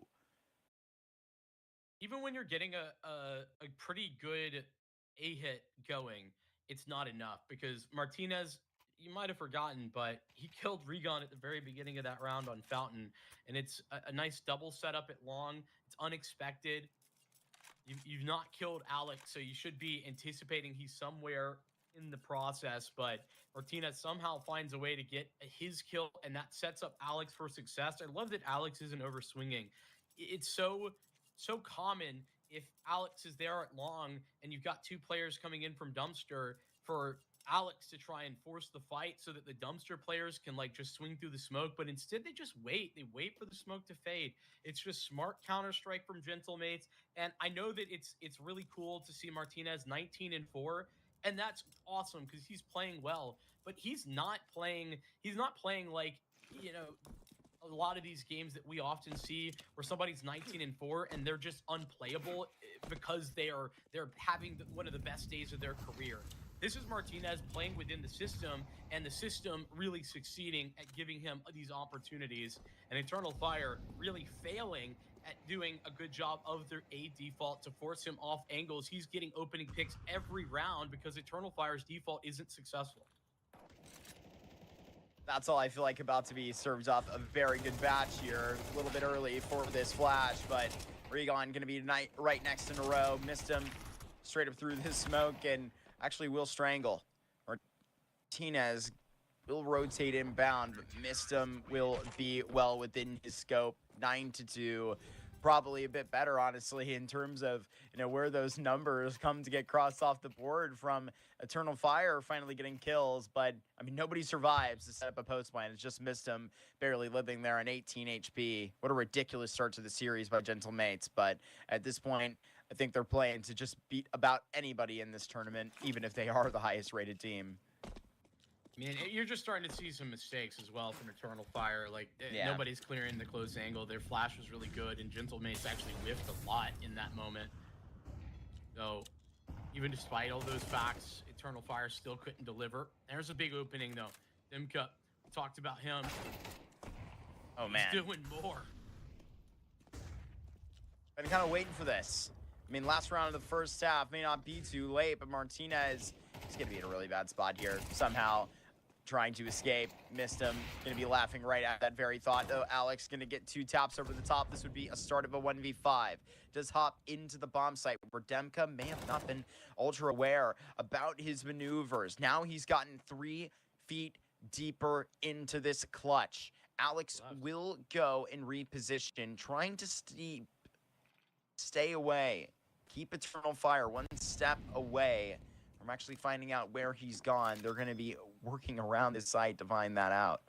Nowhere obvious. But maybe this Alex reposition will come back to bite him.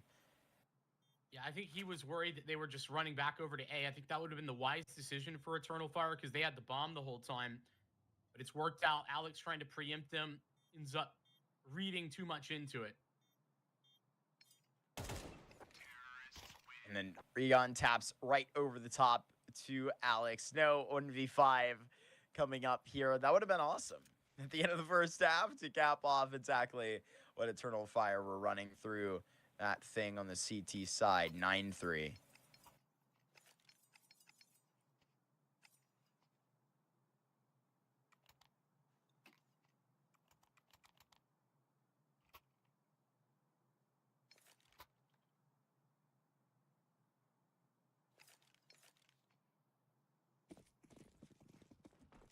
Mates doing everything that they wanted on that CT side. And sure, small little victory there for Eternal Fire into the first of a G. Overwhelming. It's just a entire wave of Gentle Mates running at A. 9-3, 20 kills from your star fragger in the first half, and an opening frag to come hot here into the pistol. Although Regali Jota here causing a lot of trouble. But God, look at that! What, it's like a spray transfer. It looks so slick out of the Glock. I mean, he just flicks over and taps, but swipe to the clutch. Demka just did so well in that last T round. You know how sharp he could be. It was, in fact, the P2K that did so well for Eternal Fire. Find them in the first half. Demka down to 10 HP, and good luck from here. Need to be just perfect. The double swing, and at head level, it's going to be pretty hard to find him, but he's handy for the 4K. Salsa, what a round. He's had a couple of those impressive multi-kill rounds. That's his second quad, and now Gentle Mates up to double digits off their pistol victory. Clutch for Dimka. Only pain right now. And the individual's not good enough right for Eternal Fire. But that last half, it was a consistent breakdown. Gentle Mates just have to rely on Martinez, but he was the one doing the shooting. Tapping around this corner, and now they're going to run and try and just dump them on the come up. Tapping long range. Eternal Fire aren't really going to be able to fit the Q here. Nice nade. Did that really just hit? Yeah. Oh Regon my gosh. Trying to fall back. That was beautiful.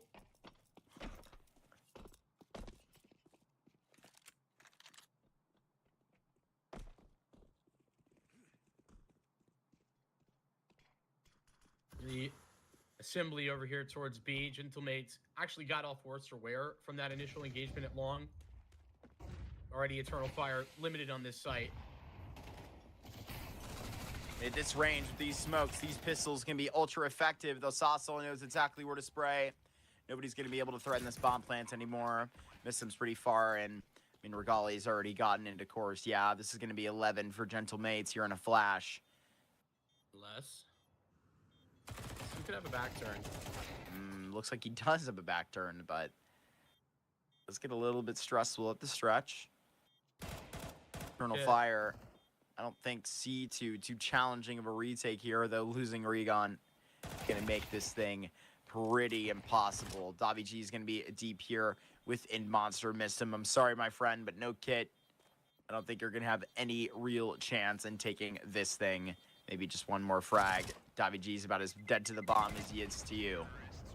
Well, ends up getting claimed the other way around. Davi G successful, but yeah, it is ultimately an unyielding outcome for Eternal Fire. They lose out. Given the scenario that they're in, I think you've got to probably give it a try. 2v3, that's a reasonably winnable situation, but Gentle Mates come out on top once more. Go Galils for 3, Mac-10s for 2 in order to get the wide array of utility. Oh, and they flubbed it. They flubbed the boost. So there was an opportunity there, but Eternal Fire, they missed it.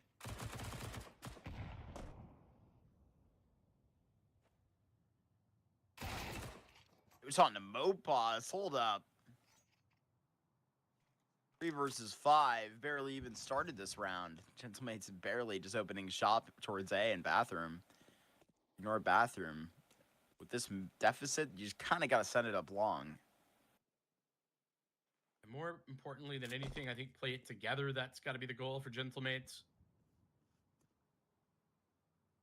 Working mostly in that direction. Only Salsal separated.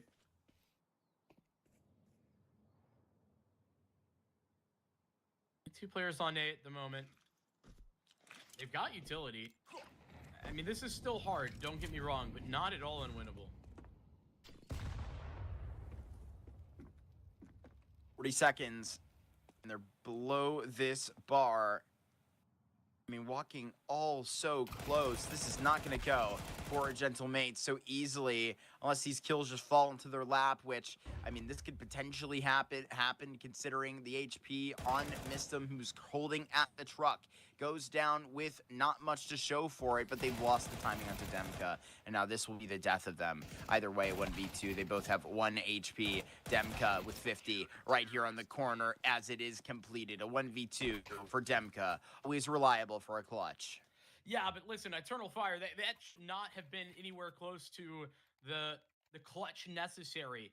Gentlemates were in a 3v5. They had almost nothing with regard to their possibilities. They had, sure, utility, but notice how well they played that. They just worked off of the timings, made sure that they could play as a unit. The tethering for those 2 long players was phenomenal. Eternal Fire, I know they win, but truthfully, that could have and maybe even should have been a loss.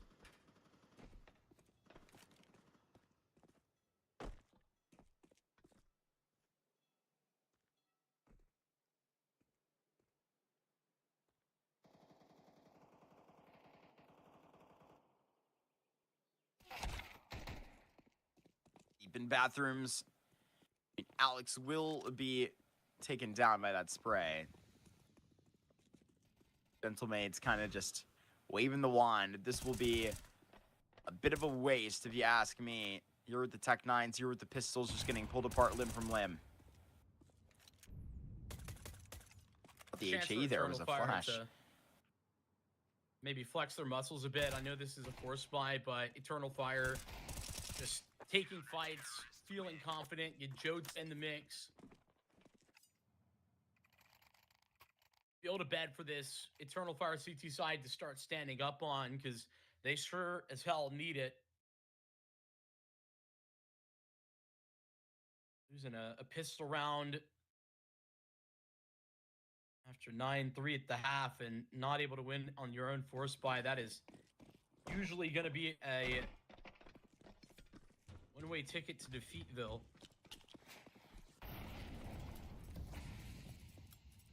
Apparently, Gentlemate's going to have to eco. This is their first eco of the map in round 17.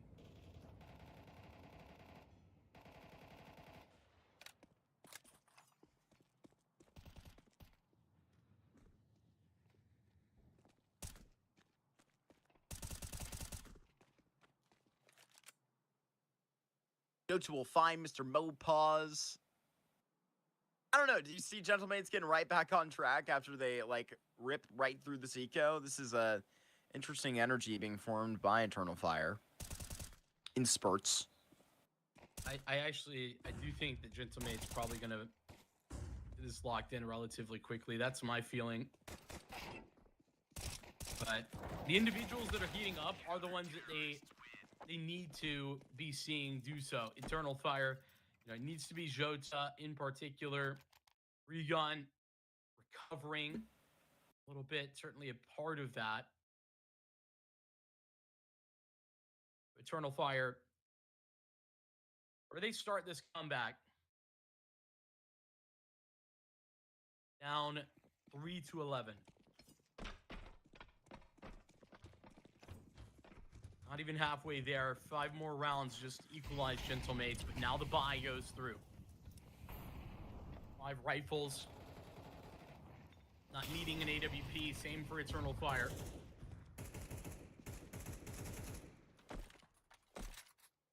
Eternal Fire playing in connector a little bit, and they return to that feeling. 30 seconds, smokes begin to fade. It's the first cycle of them, and that's when they fall back. Deeper onto the A site. Eternal Fire now position to move into long. Run boost, Mr. Tabaji over the top. Even if it was a little anticlimactic watching it. Won't be here towards the long corner. Egon is going to have to post himself. Swinging in. Should find enough while you're onto Martinez, but he does survive at 2 HP. Opening kill. And Gentlemates show their face towards A. It's a full look, and Mopaz goes down. Sassel gets Jota right out of connector in pursuit. That's that trade, but there's a smoke here at the long corner. Very active from Jota, and the trade to come in so crucial. Crossfire is what it's all about. Regali missed him. Gonna be held off. Flash to it. Regali will just bullet for one more kill. Where is Martinez, and how can he actually drag some of these shots down? We've got to use his HP as an advantage. Now to fight against Sassel, it's just never going to work. It's a 1v1. 10 seconds. Just to arrive. You should be able to scoop up this bomb and actually take to it. We'll equip to it now. Gotta go for the plant. Missed him too far. No. Barely. Something changed. I feel like something's changed. That's like the 3rd time that I've been very certain that they've got the bomb out in time and started the plant, and it's not been the case. I don't believe so. Maybe it's the way like it's communicated on the HUD has changed or something, because it looked like he had not plenty of time, but it looked like he had time. That's a little bit unlucky. Tragedy for Salsol. Ends up the right decision for Mistum just to play hands-off keyboard.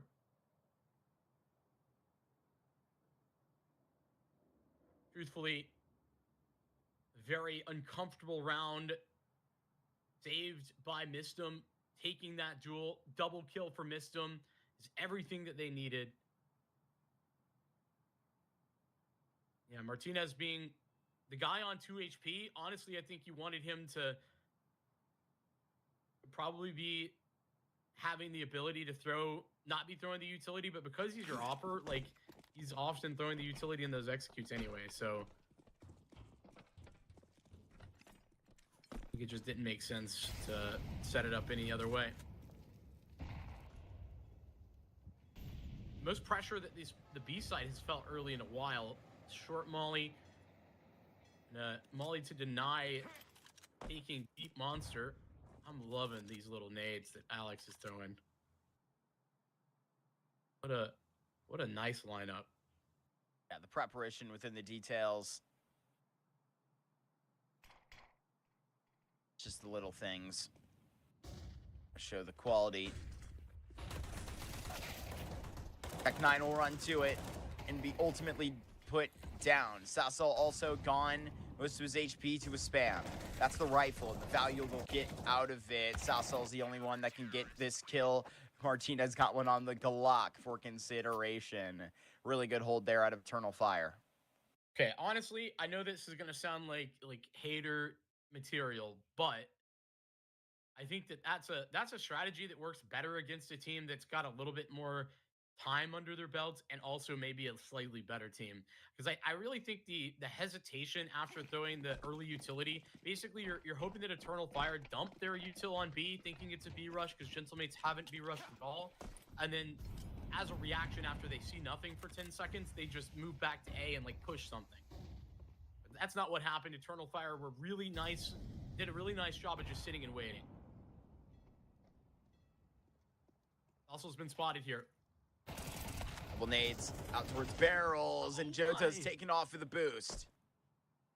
It's so safe the way that Jota was handling himself there. Salsal still searched him out. Oh my god! Lovely reboost. Eternal Fire taking a chance to use all these little gimmicks and fight back against Gentlemates. That's probably one of the best that's worked out for him, too. Right back to answer it. Got their kill, got their trade. Got to worry about the A site now. 60 seconds. And a couple of those faces, they're going to begin running up. Riga and Regali holding theirs. Going to need to see a second out of the Romanian. He's staying alive, though, for missing to get his kill. All down to Martinez, who I think is just going to shut the door on this round if he can't find somebody hopping. Catch a hell of a lot of shots to the backside. There, Demka will find the head. Beautiful looking Eternal Fire here pulling up. They're just 2 rounds separated. Hey, this is a very impressive CT side right now. Gentlemates are not playing terribly by any means. Eternal Fire doing everything right. I love the moment there from Mistum and from Regali. Listen, it's something that you're going to practice 100 times, but the 1-2, you might call it like the ping pong, where they're taking contact very nicely, and then the flash that Mistum throws in order to set Regali up for the second fight. That's lovely stuff. Really impressive. This is what kept Eternal Fire alive against Fnatic. These are the moments. That was despite the fact that we watched Crims get like opening pick after opening pick. How even did Jota do that? Where was that? Connector somewhere. Another boost. Salsal caught. This one's a half buy, sure. Tech 9s only.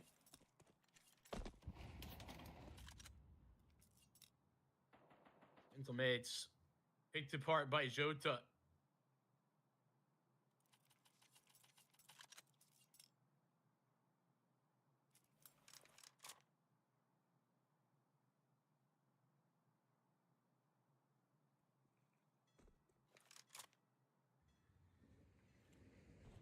Smoke up to the top. Now Martinez right in a row. One flash to the bottom floor of it. And this has been a facelift of what we've seen from Gentlemates so far, but a weird look to this entry and a flash that goes right up to Demka, but looking so sturdy. He goes and stands for 2 of those kills. Eternal Fire about to be right at the precipice of this overpass entirely. 11-3, that's where this started. It is now 11-10. Eternal Fire have made the comeback. They're back. They are in this map for sure. Their map pick, overpass. Looking unlikely for a little bit there. These side struggles continue.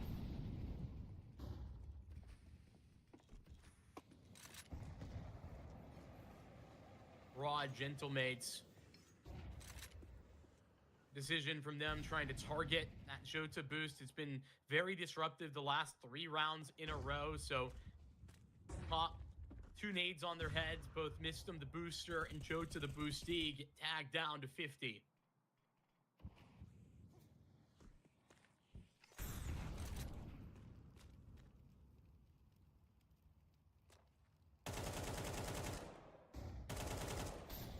Same nade set that Gentlemates, or rather that Eternal Fire are using to reassemble the boost. Gentlemates use it as well. It's common.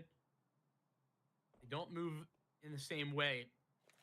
I'll just debate out a reaction for Gentlemates. Under the minute mark now.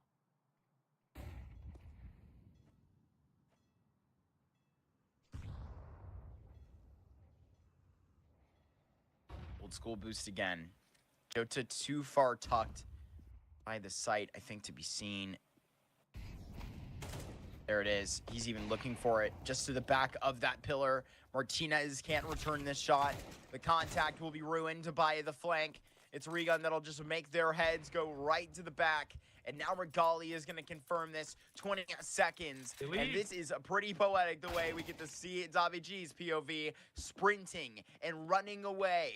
A tied score forced by Eternal Fire.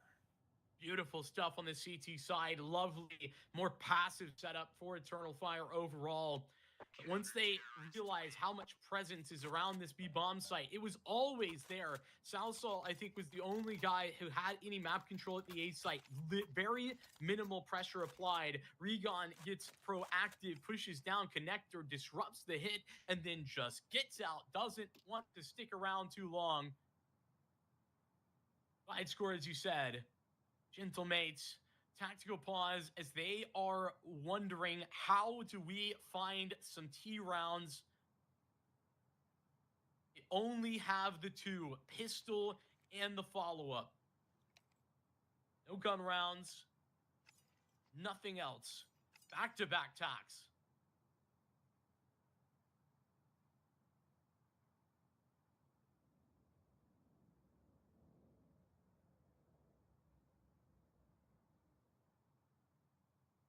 I mean, this is emergency at this point. Maybe could have used both of these in a back end earlier.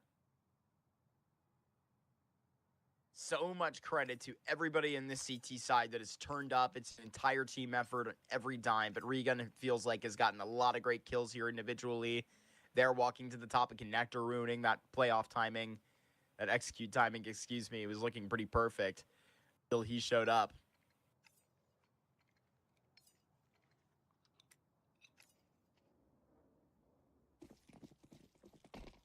The last chance. And now Martinez, he's run out of spawn without a gun. Got 2550. My boy. Turn around, get your Galil, get your Scout, whatever it is. Maybe he wants the op in the next. I don't see how that would. Well, I mean, he's got the loss bonus, so technically could definitely do that. I guess that's the plan. On his mind, hopefully, to finish the game. Yeah, this is a interesting decision, I think, for Gentlemates. Obviously, Martinez having a great game, 27 kills. I would want to have a weapon in his hands as often as possible. Really agree.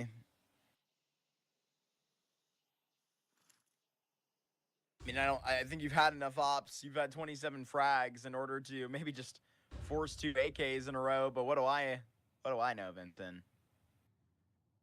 We just have seen Martinez be the best player in this server by far for half of this game. Mopaz just made noise. Smoke will be right after this molly.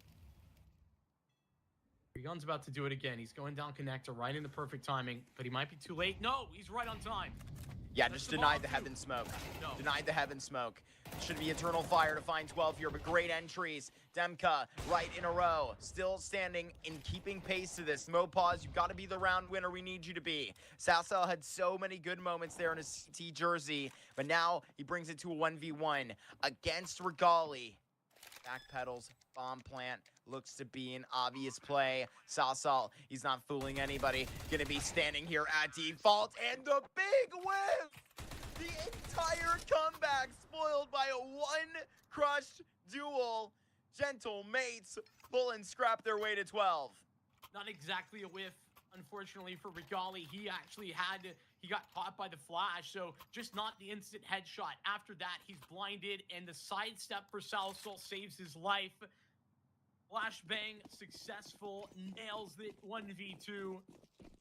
Clutch needed for Gentlemates to acquire 12. Now Martinez has the gun he was hoping to have. A win in the pocket, a clutch required. The single nade for Salsal there. The boost where Jota's been so often. Connector. Fire make their move. Martinez up towards A, but look at Regali. Line into connector.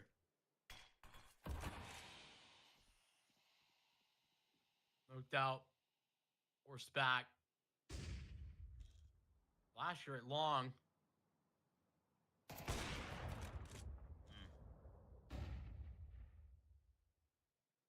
Ollie with a nice fight onto Davi G. This 24th wasn't going to be as concrete even when Gentle Mage just barely coughed their way to 12. Gully's still hanging around to make sure there is extra play on overpass. Feeling like this is maybe going to head down B, but the bomb isn't here. 40 seconds. Bomb's just turned around. Alex sprinting. Back through spawn. Hoping that there'll be a mistake that Martinez can punish. I'd have to find the back foot of Demka here. 26 seconds and a huge nade that hits Sassel. The bomb is going to have to come through Monster at the moment. Sassel caught. Eternal Fire have a 5 versus 3. They would have to fumble their way to lose their overtime odds. Jota, Alex, right in a row. It's a 1 versus 3 for Mo Pause, but they don't do it. They hold it tight through all the work that they've done on this entire comeback to get it to 12-12. 3T rounds posted for both Gentlemates and Eternal Fire. Troubling moments and fantastic holds. The CT sides who flourished into overtime. 11-3. That was the lead. Demolished now at the hands of the Fire. Team effort, as you've highlighted a couple of times. Unit that stepped up together to the banner of Jota and Regan.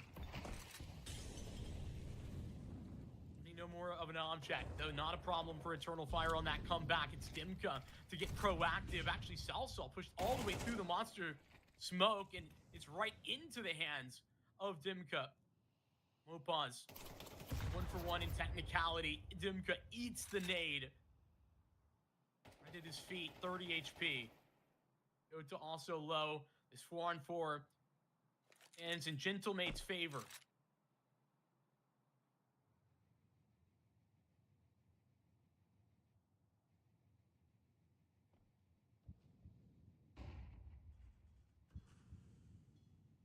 It's a Heaven Smoke known from T-Spawn that's going to keep a couple of Eternal Fire members there, but it looks like it's not going to keep him that long. Missed him already leaning back up towards A. Jota joining.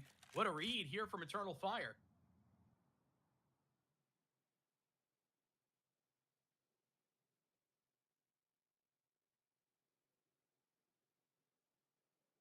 And a shift necessary into the truck.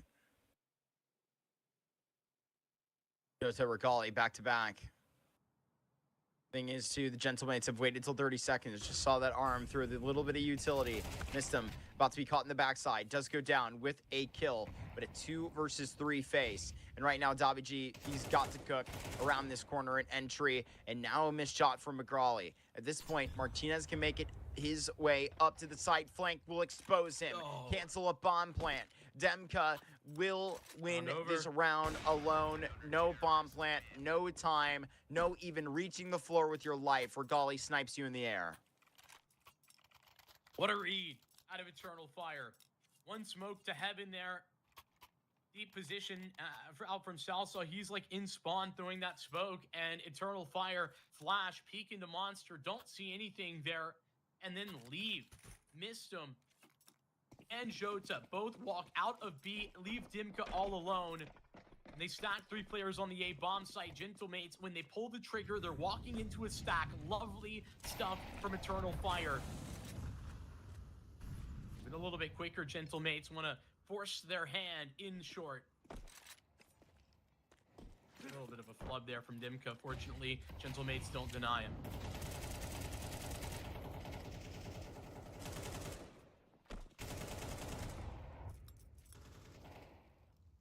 All of those flashes used just to try and kill Dimka, who was stuck. There is only 2 flashes left for the rest of Gentlemate's 1-minute T side that remains.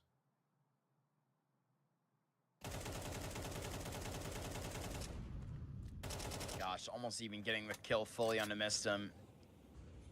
At least they'll have everybody in place. 4 faces here.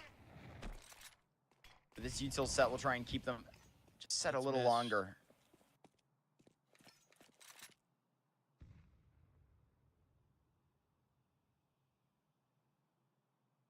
Seconds. Missed him joining back up over towards A. He is making this maneuver. Another molly for Toxic. Just going to walk out. Mostly a contact. They don't have much of a choice. One flash only. Tassal with the big double kill. And Regali right in a row. This is your time to shine. Regali misses a third there. Slick hops back down to it. And unfortunately, back into danger. 11 seconds. Eternal Fire gonna make sure they stay right to the course. They are actively trying to change the situation. Regali has done a lot in this moment, but now it's back to Martinez, who feels like it's been a long time since he's had a multi-kill in this game, Vincent, even almost 30 frags deep. Staring back to Graffiti. If he stays here, he's going to know audibly what the situation has come to. 2 players gone right to pit, and Martinez is gone right to his wit. The back of this site over the top with this hold. What a ridiculous stick to go for it! And Martinez with the no-scope from down below to put Gentlemates back in the business. Martinez with the magic to put Gentlemates in position to finally come alive on a T side. A gun round, no less. Their first is in overtime. Oh my goodness, Martinez expertly handled audio cues, hearing that both of them dropped and understanding what was needed. Cannot be undersold. Gentlemates, another tack pause that they get when overtime starts. They'll use it here. Keys joining this team in the middle of April, replacing Delange. The Gentlemates side. Eternal Fire not too bothered. Really nice call from Alex. Contact there works beautifully. No utility outside of just the one molly for Toxic.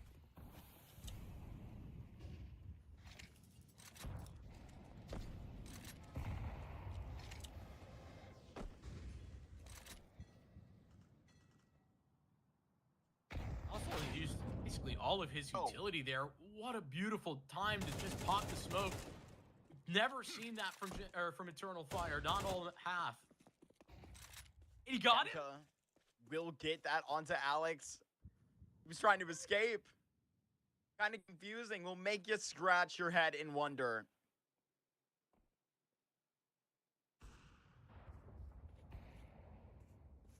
Regali gets Mopaz. Eternal Fire about to shut the gates here on Overpass, and the CT side get a 14. And then come to remember the brutality of the first half through Martinez, who does go down. I'm sure that'll light his fuse. It's a 1v5, excuse me. And those are the moments from Demka that just blow my mind. Truthfully, an impressive one singular kill. He's the one that facilitates the HE into the smoke, though. Sets up the play. I love the timing of it. So often we've seen Gentlemates just have 1 or 2 players towards B. Lovely stuff to catch them off guard. To have a new thing to pull out in overtime is such an underrated ability. Whoever's coming up with that at this point in the game is phenomenal.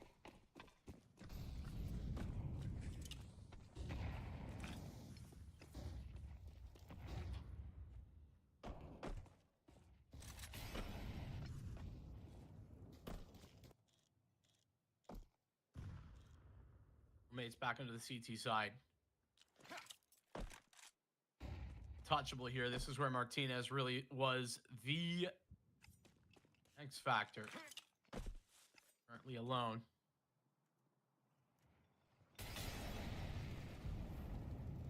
Got it long, falls back.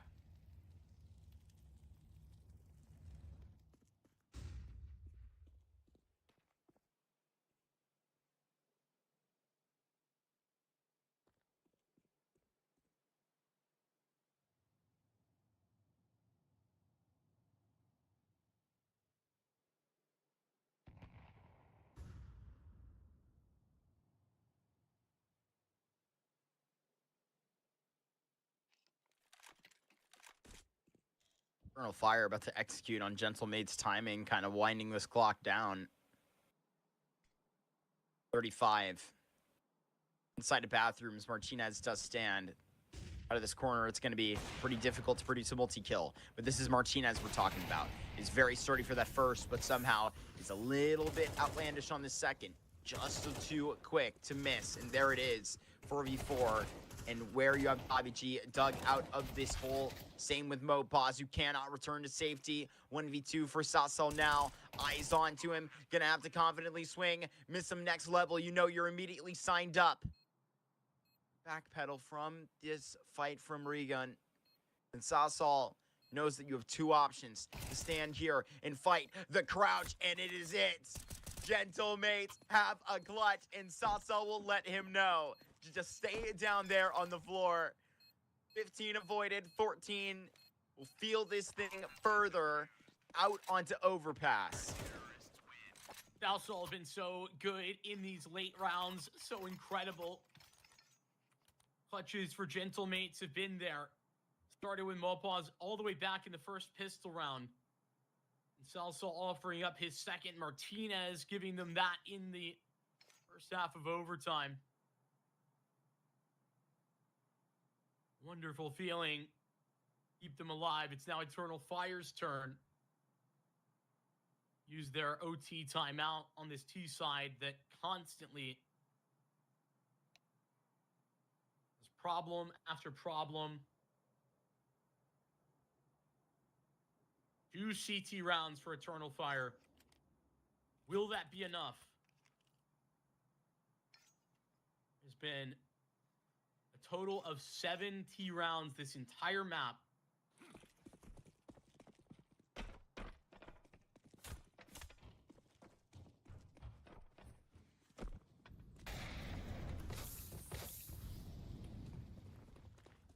Looks like a quick overpass at one point. Who knew what we were really in for? Regali. Slip right past this Molotov. Lucky to be alive. Keep chasing Martinez. Don't go from bathroom. We'll just post up towards long. I think I like this better. Eventually, Alex will get that contact and have to fall back. This might be exactly how it was drawn up in the head of Regali. This is too crazy. No, he legged him! Know that he's stuck. They know Martinez is stuck here, I think. Goes back to it. Martinez on an island, but this guy, he's kind of a sicko. He loves situations like this where he just has the world in front of him. But he goes down after just a single frag. Might be kicking himself considering the quality. The bar he's held pretty high in this game. No longer going to be A. It feels like the focal point. Missed him, though teasing me. I'm not sure which way he's going to go. Regan going to be removed. Got to be B now. Regan needed to have some sort of success there, I think, for that to be worthwhile, though. Holy, missed him. Kind of reading into this. Alex going to go down. Missed him. He's eventually got to turn around, but he waits long enough for Alex to make the mistake. In-game leaders going head-to-head. I'm currently dropped off. 20 seconds. Eternal Fire got to collect that and move. What's up? 17 seconds ticking on your play. Gotta find the entries. Jota will find Sassel.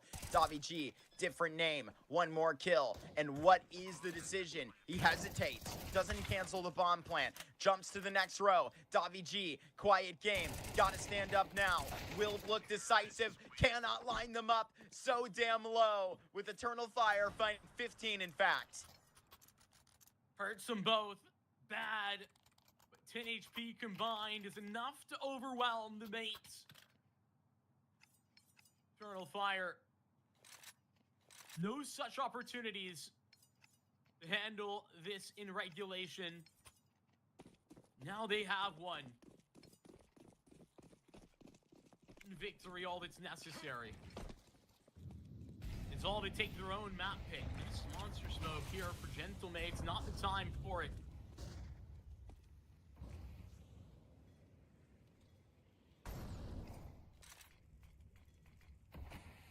Hopefully no punish. Recognize that. Drop a smoke deeper front of the monster exit.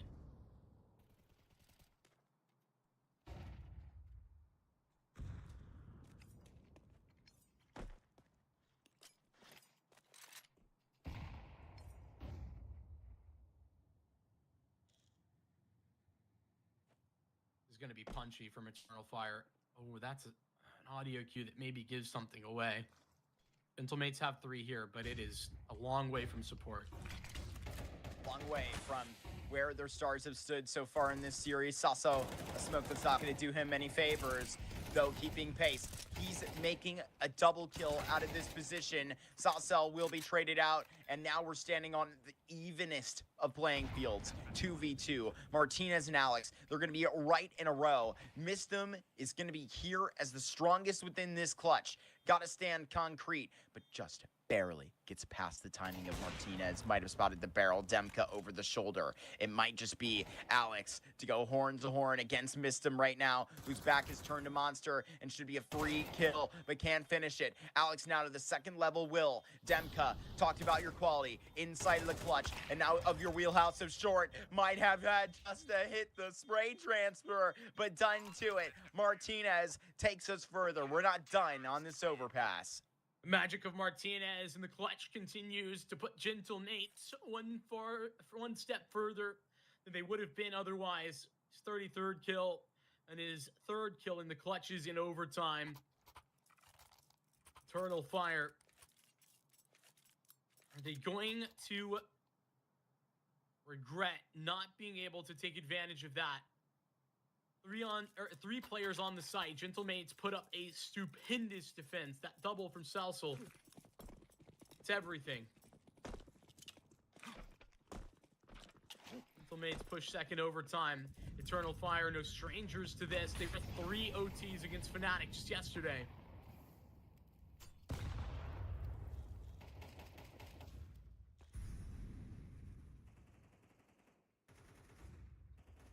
Gentlemates been overall really passive on this A site in overtime in comparison to what we saw in regulation, but David G caught. That's connector.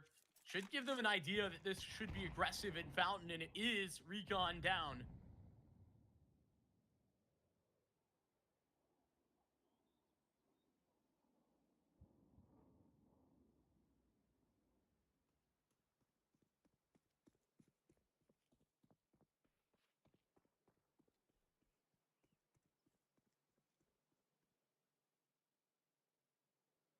This is bomb 1 to go. This is an ambitious move to leave Martinez alone. Alex is left.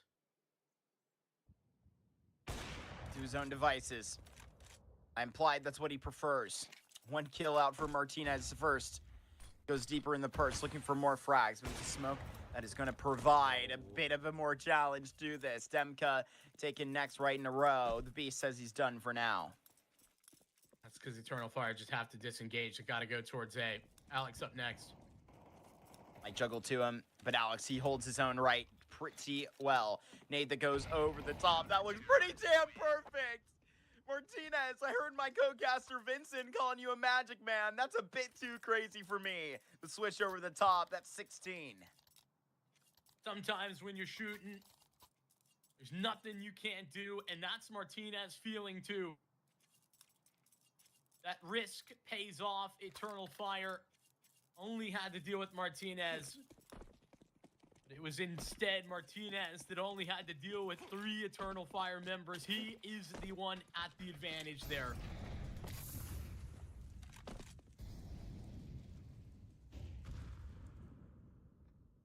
Alex, the one bumping out the aggro utility to start this round over on the A side, gonna fall back.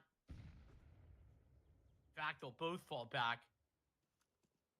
Shift their focus over towards long. That's where Alex leads the charge. Really active on this CT side A default that we've been talking about often. That's the double long bathroom setup.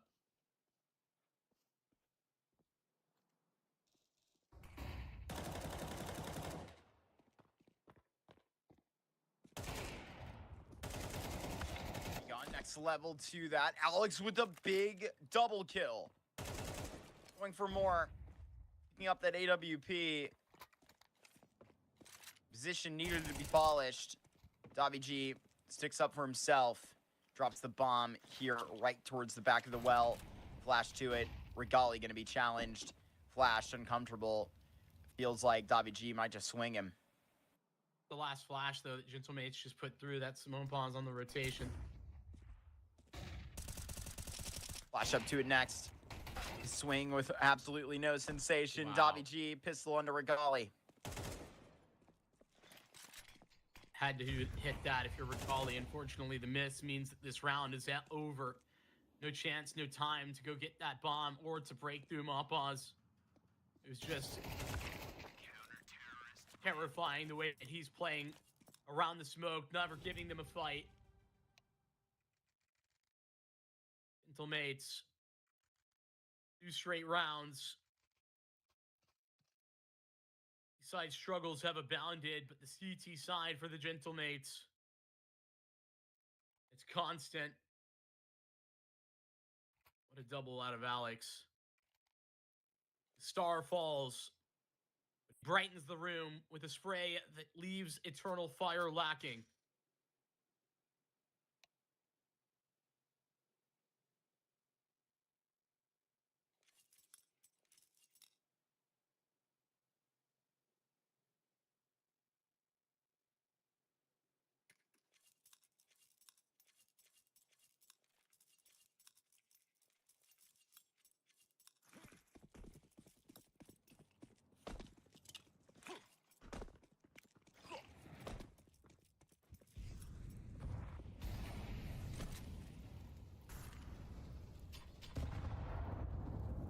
The pause. Eternal fire, move back and look towards the B-bomb site. It's all about getting their default situated early. Hard to control, nicely done.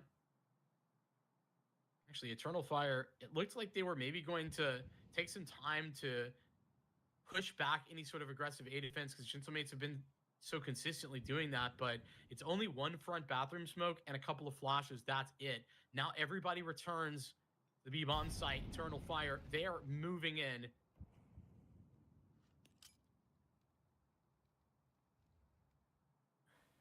Doesn't feel like they're going to hit much, but right into position at the perfect time with Sassel, who does live. Mopaz posts a big double kill. Regali's going to come out of that monster smoke and sorely be disappointed. 1 kill, but you're going to get traded right after that, and nothing more up short. Demka and Jota will essentially be locked in right now. 1 flash over the top. There's that Alex spam through the back. Jota 1v3. We'll find the bomb in front of him in 35, but Davi Cheater, great off angle. Thought he had a little bit of a sliver there to just peer back towards Monster in that approach. Maybe a little bit of wiggle room here for Jota to find him off guard. What a ridiculous peek. He was going for heaven, found something a little bit more particular. Stun for this, has it halfway onto Martinez. This is Jota we're talking about inside of the clutch. 47 seconds already went wiped by. This is a commitment to the plant, already trying to tap with it. Alex right in a row, but it is the 5-7 from up top that'll secure 18 rounds for Gentlemates. Oh, a valiant effort out of Jota. I mean, when he hears, or when he sees the nades come flying in, now knows where both Alex and Martinez are located. That gives him the advantage that you would have thought was necessary. Unfortunately, it's not good enough. Martinez really plays that nicely. Overswing, never coming through. And Gentlemates, 3 CT rounds. The first perfect half posted this overtime, or in this map, rather. And if that's not enough on the CT side, then I don't know what is. Gentlemates need 1. They got 1 in the first overtime. Just got to repeat that. Just got to show that once more.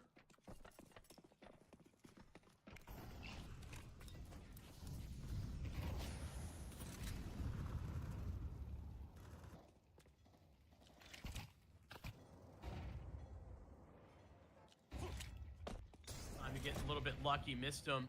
Spams Mopaz through both the wood wall and a smoke. There is no vision at all, but Mopaz takes down 21 HP.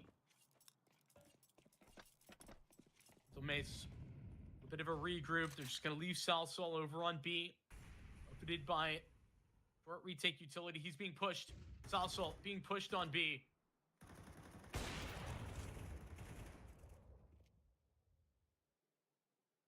Fire Standing to these next couple of moves. The thing being about this T side for Gentlemates was a struggle in that first half of OT.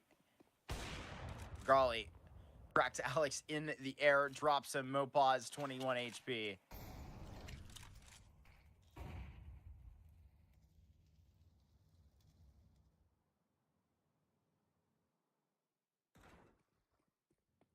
Regon onto Martinez. That's that flank finally coming. Nade that gets awfully close to Mopaz. We'll try and wreck around this corner. Will rake up one kill. But Vincent, we could be here all day, it feels like. That CT side, excuse me, that T side before was really giving us a lot to be worried about. Yeah, definitely could have been better for Gentlemates. I do want to say, though, I think that Eternal Fire's CT side's been phenomenal, and this is another example of it this round. You know, spam that I was talking about that really puts Malpaz in a tough position, notwithstanding. I think that the timing for Eternal Fire to go re-clear into short, catch Salsal, he got ticked by the molly, so they knew he was there, so they just wanted to make sure that they got him, make sure that they could clear him out.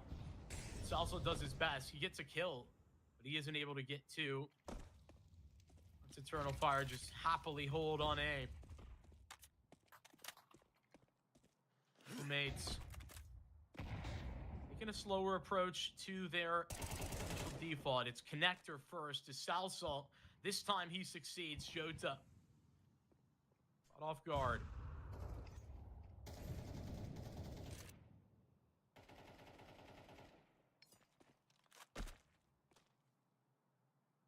Mates still just need the one round.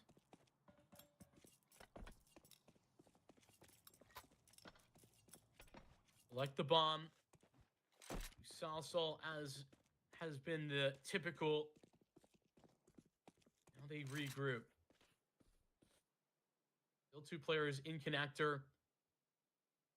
Still a chance for Gentlemates to potentially pivot if they wanted to. Time becomes the biggest issue, and a refresh smoke in bathrooms is very annoying. Is not going to help the cause right now. Only create a little more confusion. Throwing it now. 18 seconds left to stand on their 18th round. 5 versus 4. Leaving it to 12. I mean, this is going to be so insane. Regali posts a kill, but enough cover right now to get this bomb plant. Alex will activate it. There's no time for a retry. 2 entries necessary. Now Eternal Fire 2-on-4 to keep this map alive. I mean, they're barely scraping across the line. Mopaz on to miss them, and there it is.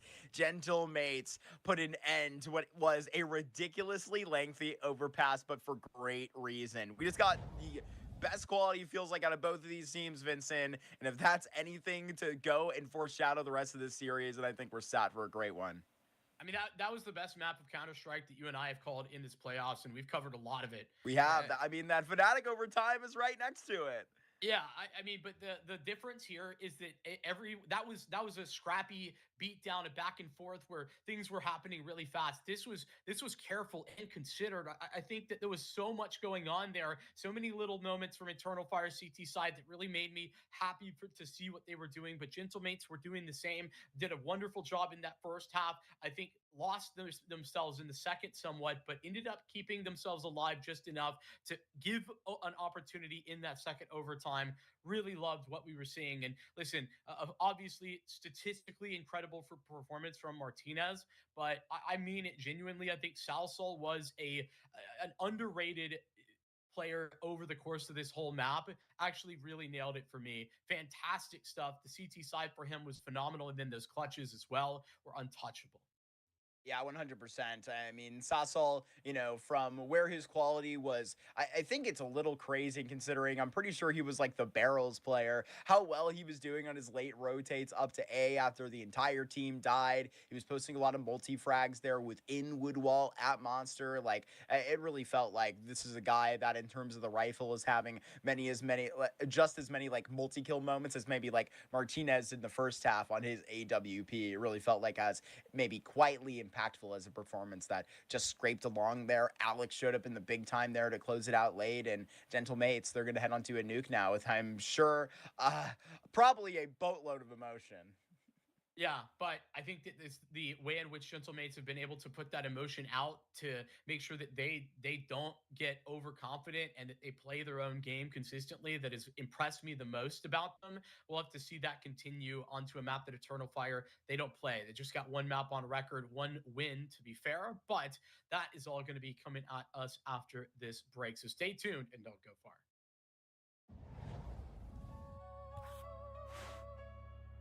Heavy section. No limits. Break it. No silence. Shake it. No borders. Take it. One. Heavy guitar. 808 kick. Crowd in the dark starts. 1x bit. It'll be ace.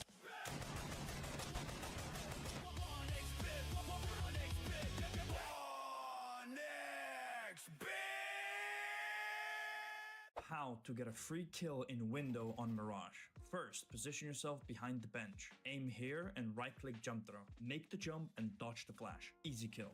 If you want to see more Mirage Pro plays like this, or you just want some free elo, go check out metastack.gg. There are thousands of strats and nades that you can filter so you find exactly what you need fast and easy. And all of them are taken from real pro matches, so you know they actually work and can win you rounds. metastack.gg.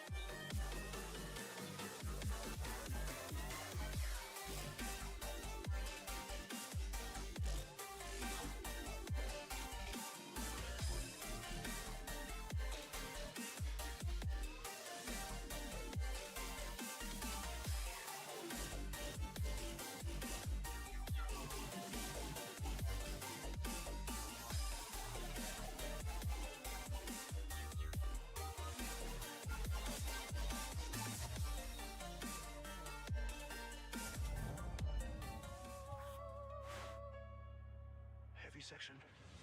No limits. Break it! No silence. Shake it! No borders. Take it! One X!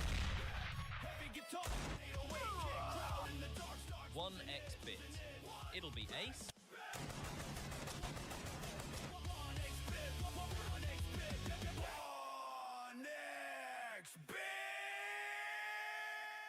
This is how Kixon gets a free kill on Inferno. He smokes top mid, flashes top mid, mollies boiler, then throws a flash above himself, swings out of the smoke, and gets a free kill.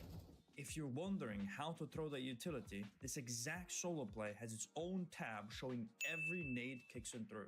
Click on any of them and you get a step-by-step guide how to throw the nade. Even has a video showing you exactly how to throw it. For more plays like this, check out metastack.gg. As we make our way to map number 2, Vincent, this is this nuke after a couple of overtimes that were owed.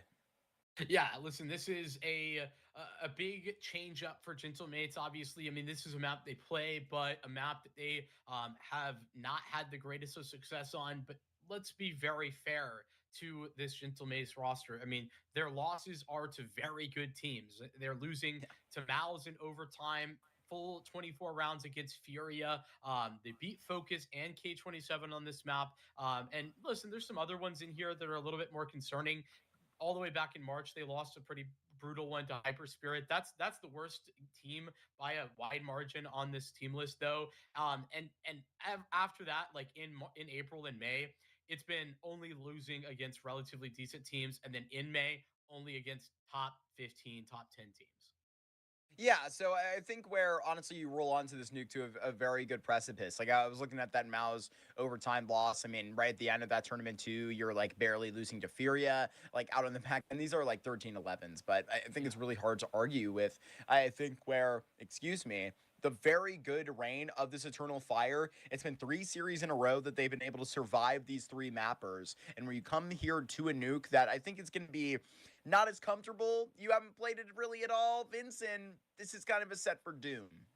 Yeah, they had one game that they were able to win here in May, and that was against Astral. It was in overtime. And listen, like, fair enough. It was a good CT side that they were able to shape up. They're going to get to start on the CT side, presumably. So, like, there are maybe some, like, positives to take away from this. But as a whole, Gentlemates, they have been in control, and that's the thing that I continue to praise them for. The fact that they have, even in some of these very frustrating, tough moments, continued to show poise and be in control of these situations, and then ultimately win them out even online.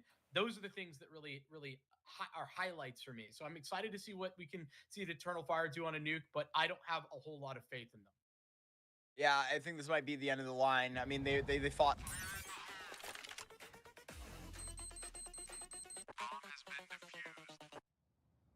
Luck may have ran dry from those OTs. For the nuke, Eternal Fire CT side, as I just had mentioned, pretty wide array of utility fast out the door.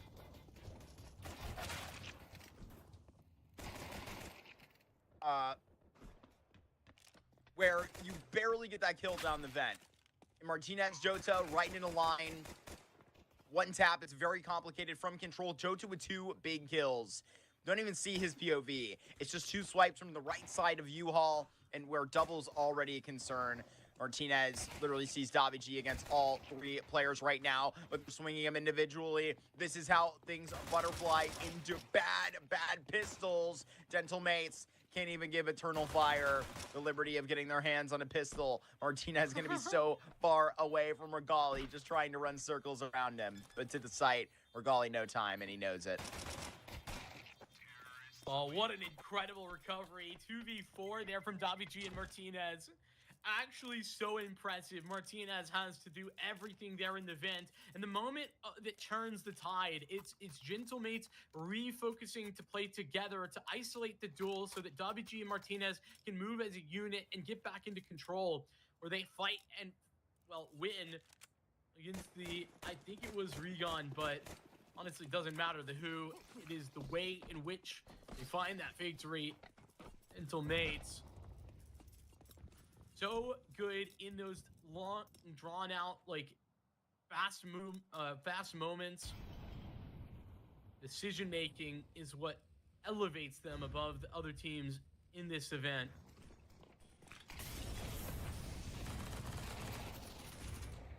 Under the A site now, forced back to it. Eternal Fire obviously know how to play some nuke, but not to the level of Gentle Mates. Not even close. Got to clear out the top hut there. Always worried somebody is phasing in that. Yeah, fast-paced execute. Gentle Mates waste no time. Flash is pretty damn good. Even though Demka had a little bit of vision, he gets blinded on the second try on the second set of flashes, and so doesn't even get to finish his meal. And like nobody's gonna go down.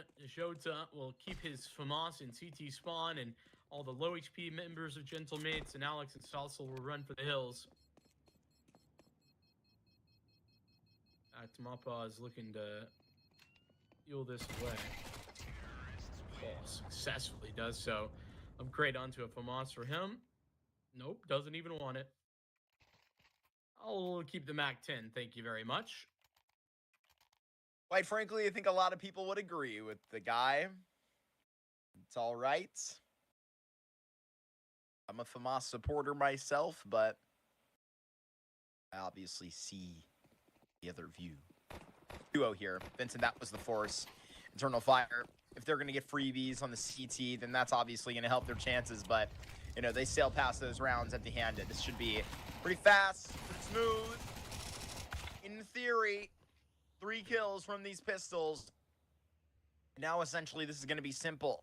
The solution, trying to just try and convince that maybe it's a single player. Demka hopping here below. Now expectations are the site is going to be empty. Jota here alone, but Alex will pivot back. Well, an ace act that works out pretty nicely. The damage is not extreme, but significant. 2 survivors, Gentle Mates don't get a bomb plan, so Eternal Fire happy with the outcome there. They don't have enough money for Regali to get an op. But a 3-0 start for the T side of Gentle Mates. T side struggles really defining the best of 3 thus far. Overpass into nuke, that'll happen. Mates already getting the same number of rounds that they got in the T side of Overpass's regulation.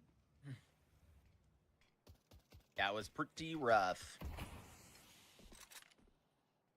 Controlling that whole throughout. Regali should have found that kill into Javi G. Trying to blend in with the smoke. Shot sent right through it. Bomb still on the back of Alex, who's next to Martinez, looking for that return from heaven. I think the Davi G moves a little too early into the second smoke because he's trying to get away from the HE that blew up in the first. But unfortunate, Regali down onto Unbreakable. Regali, very nice shot there into Martinez, but it turns out to be his last. Missed him. Couple of taps to the mini. South Salt with the big drop and an introduction to this nuke, essentially, to the rifle rounds. Jota going to be slow here, right to that take. Jota always ready for a fight. Mopaz is now the linchpin.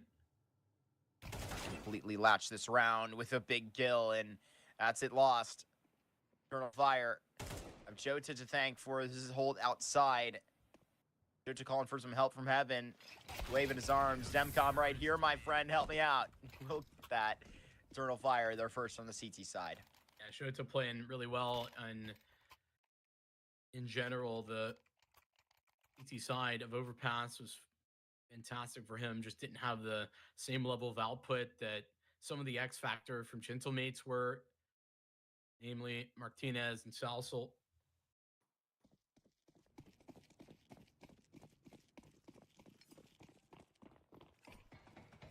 Also ends up the second highest rated player of that map.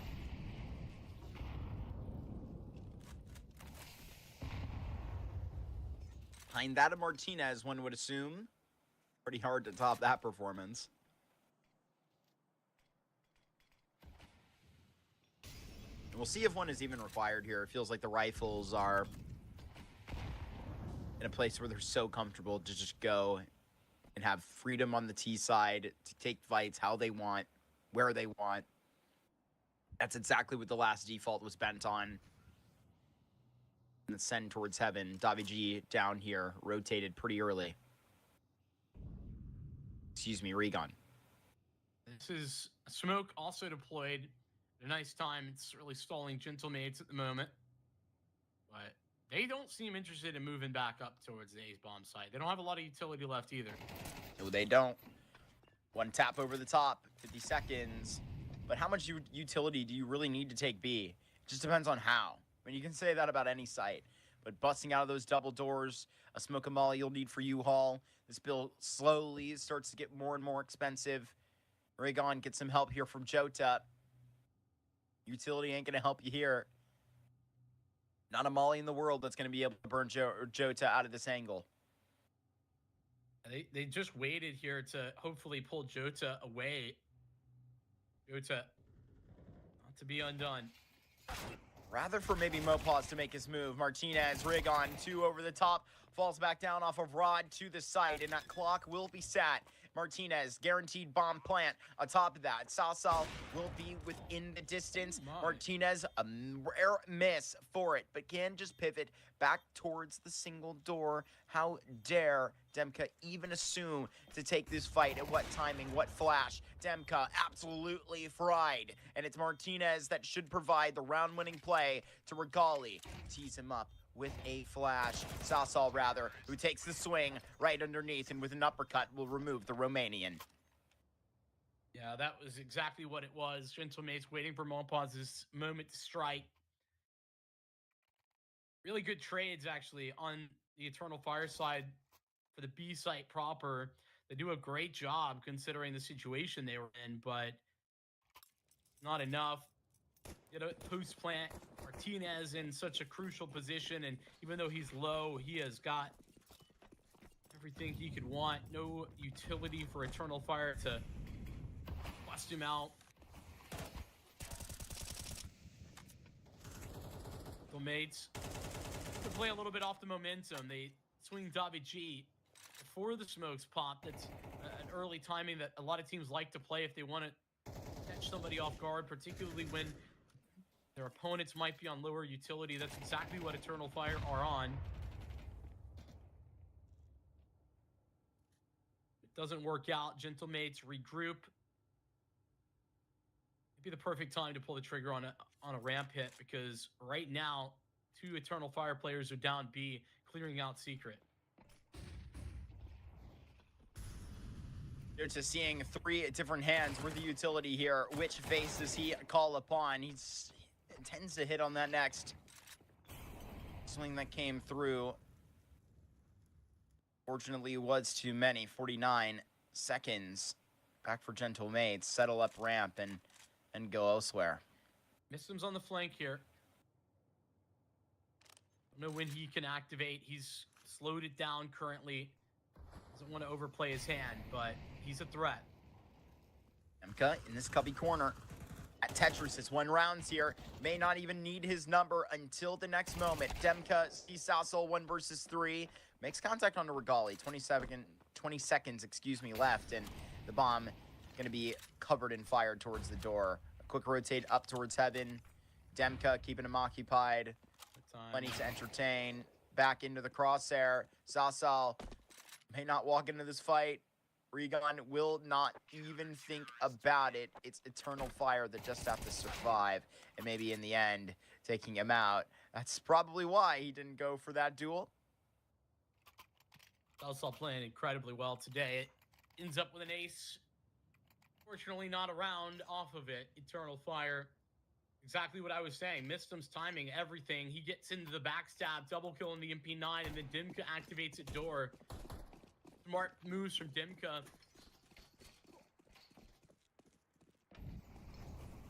Really love all of these moments from him. Dimka, that is.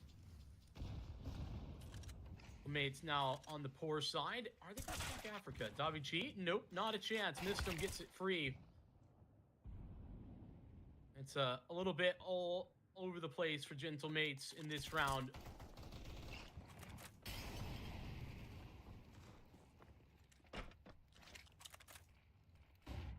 him on the Mopaz. A little bit more grit to this Eternal Fire CT side than I think originally assumed. Though there was going to always be a bit of bitterness. Shoulder scene, there's that swing, missed him right in a row. Keeps it a very clean victory here for Eternal Fire.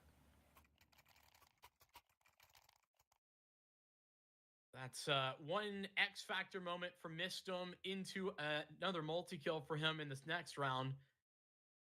It puts Gentlemates on a save. Seaside doesn't need to be phenomenal by any means for Gentlemates, but it's good to see Eternal Fire keeping themselves in it.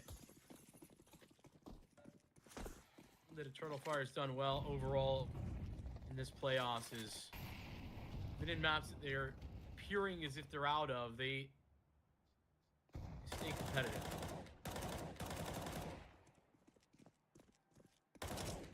Nice spray in here from Regali. I know it's unarmored opponents, but still gotta appreciate small things sometimes. Clean sweep, Regali quad kill, anti-eco, murdered. Gentlemates 4 rounds equalized by Eternal Fire.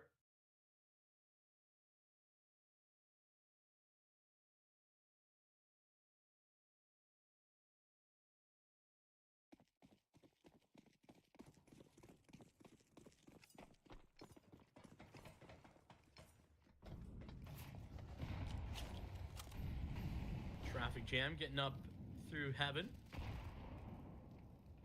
Problem for Eternal Fire. Nobody from Gentlemates available to punish them. Bomb in lobby. Yard smokes, the classic cross smokes, not the diag. Gonna get Davi G down.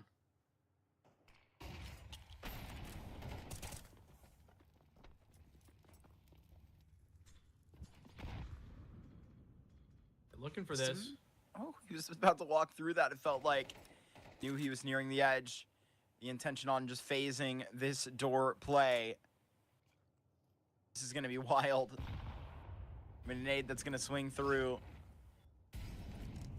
And just distract towards Hut with the contact being made. This is crazy because the option play here is to essentially just have the collapse onto the ramp job. It's going to go here in a minute.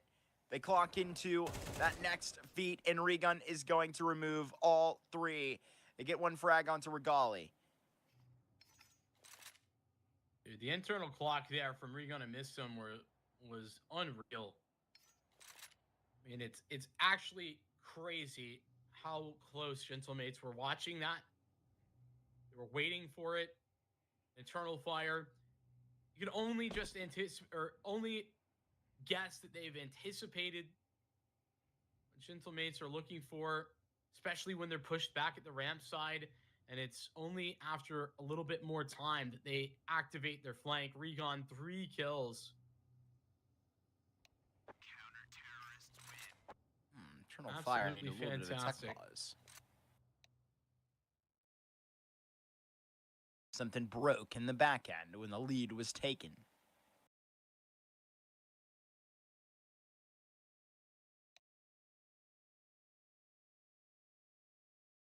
So I was saying, for Gentlemates, this T-side doesn't need to be superb or anything. Even through all of those close maps and even some losses that we were discussing against top 10 teams. And all about the CT side, as often the case for nuke teams. I would say that 4 rounds is already in the general direction of where they want to and need to be. A little more would just be a nice to have. Money's such a weird spot for Gentlemates when you save 2 AKs on a T side. They buy with it.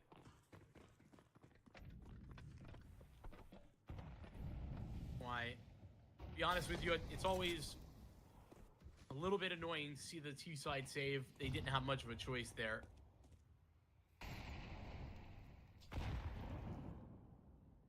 Keeper trio of sea smokes deployed this time for Gentlemates. There's that Unlucky. tag. Regali going to be right in a row as well. Dobby G gets that kill. And so leading this way via down the ramp. On the vent, in fact. Jota right over the top. That's Sasal that will be removed from that. Mac 10 will be deleted. I mean, that is threatening. He missed them around this corner. Is going to have to pull a second, but into Martinez. What did you expect to happen? All starting with that missed shot from Regali. And that's, to be completely blunt, sort of the issue that he had on FlyQuest. Is AWP sometimes a little bit missing. As an opera, though, his rifling, I think, is really pretty strong. That's a critical miss when he's alone and there's no backup plan. That gives Gentlemates an inch and they take a mile. Hoping to make an escape, but instead just does a little bit more damage to the T-side economy. For Eternal Fire, their money's so good, they can buy these last 2 rounds regardless. So whilst it won't be too crazy, it's definitely had an effect. And when there's 2 rounds left, this being the first, I think I could argue that Dimka made the right decision.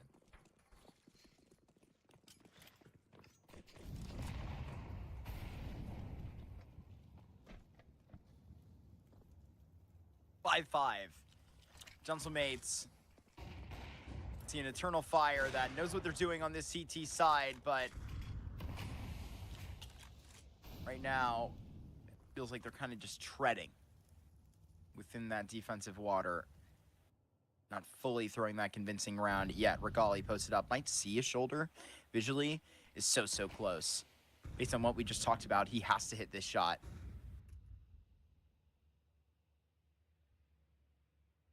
They're going to wait, Gentlemates, for the yard play to It's so crazy. be facilitated.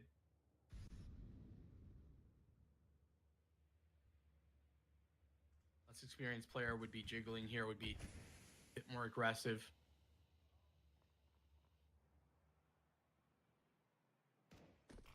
We're unique for that. Missed one to Alex. This is just so crazy. Daring contest between these 2 walls. Truly we're moving now. Regali's angle does pay off. Martinez 1 versus 5. And he can go out here and gun pretty well. Maybe match the best of them. But here against 5, Eternal Fire, CT side is concrete solid. Mopaz never makes the mistake there, just to be clear. Never makes the error. He's waiting for his T players out in yard to put the pressure on so that he can pull away attention from any hut player, and that just happens to be Regali's off. But Alex loses his duel, and then both the other players outside are unable to get anywhere. So he has to move. He has to take something. Great scenes out of Regon. Missed him really delivering. Eternal Fire. As said, ET side most certainly going to be competitive here. Gentlemates. The fact that they have a chance to tie up this game at 6s for the halftime, I think it tells you a lot about where this series is as a whole. One that should be headed in a clear direction on this nuke yet. Making us leave, wait for details. Sasal already has this kill. A site already cracked. Hands to tie, so they will attempt at their best. Mopaz, 1 versus 2, and will not do it. 7-5, 2-round lead for Eternal Fire into a map they hardly play.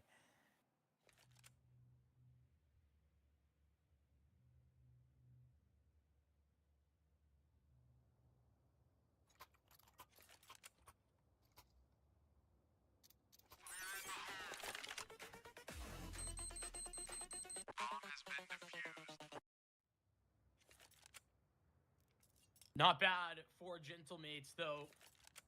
Pretty devastating T-side that they typically have to weather the storm of in order to play this map. And it is far better than they have been posting on average.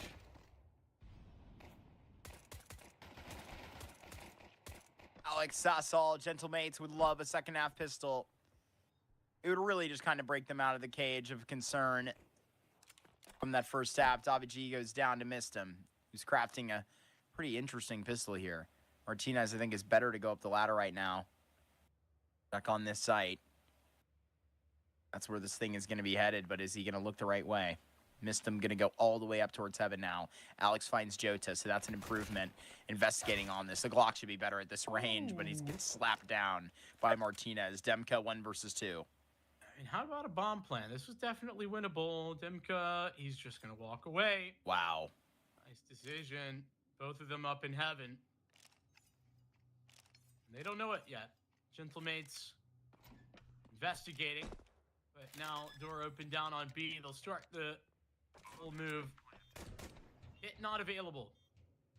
It not available, so they're going to have to carry themselves pretty much at a timeline that is realistic. They just started the T. I mean, they go right as this thing gets planted, so they have plenty of it. Double door is already closed.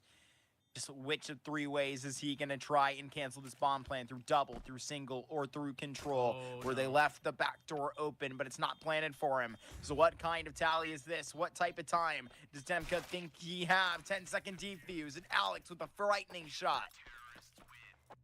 Alex doubling his kill count at the end of that pistol round. Triple out of him. Gentlemates needed some impressive shooting. And to be honest, Alex doing it everywhere. That first shot that he had, the kill at ramp, bro, that was instantaneous. Eternal Fire, though, via Demka. No clutch, but they get bombed down. And so that means a force buy. Try and keep this lead alive. Deploy straight edge cross smokes. B already. DT side. Yeah, Alex. Dropping a smoke maybe too early. Nobody there. In fact, it was the T Molly in secret that was still going when Alex drops this smoke. So he's now lost one of his most important defensive tools.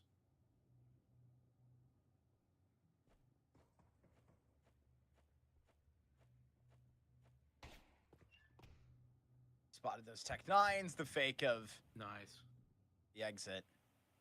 Alex, you dirty dog. Back into this corner. Tech 9s are going to clear him. There ain't no fool in Oregon. Jota is going to hear this drop and just be so happy to help out. Contact made. There is the swing. Regon with that picked up rifle has removed the threat. Mopaz, MP9. It's going to get here momentarily, but it's a protected plant. Molotov will go right on top of it, though that's not going to be helping anybody. Maybe he can get this kill after. Catching shots from everywhere. This is a Gentlemates lost round. Yeah. I think it actually very much starts with Alex. The smoke that he throws too early, and I don't want to just put it all on him, because it's not, but that early smoke is something that makes him a lot more vulnerable. And so then, I mean, listen, he's took a gamble with regard to not going back out, hoping that he can fake them, and it just doesn't work. It's one of those 50-50 type of decisions that sometimes it's going to really pay off and sometimes won't. This time it didn't. No big problem, but him going down there and not being able to delay doesn't allow time for the ramp players to clear out deep ramp. So that gives Jota perfect timing to drop on Martinez. Salsol, he gets caught between 2 different angles trying to fight for control whilst losing space in single. It's the beginning of a snowball effect. Gives Eternal Fire their victory. And that is a wonderful T-side force buy. Keep Gentlemates down and in the deficit.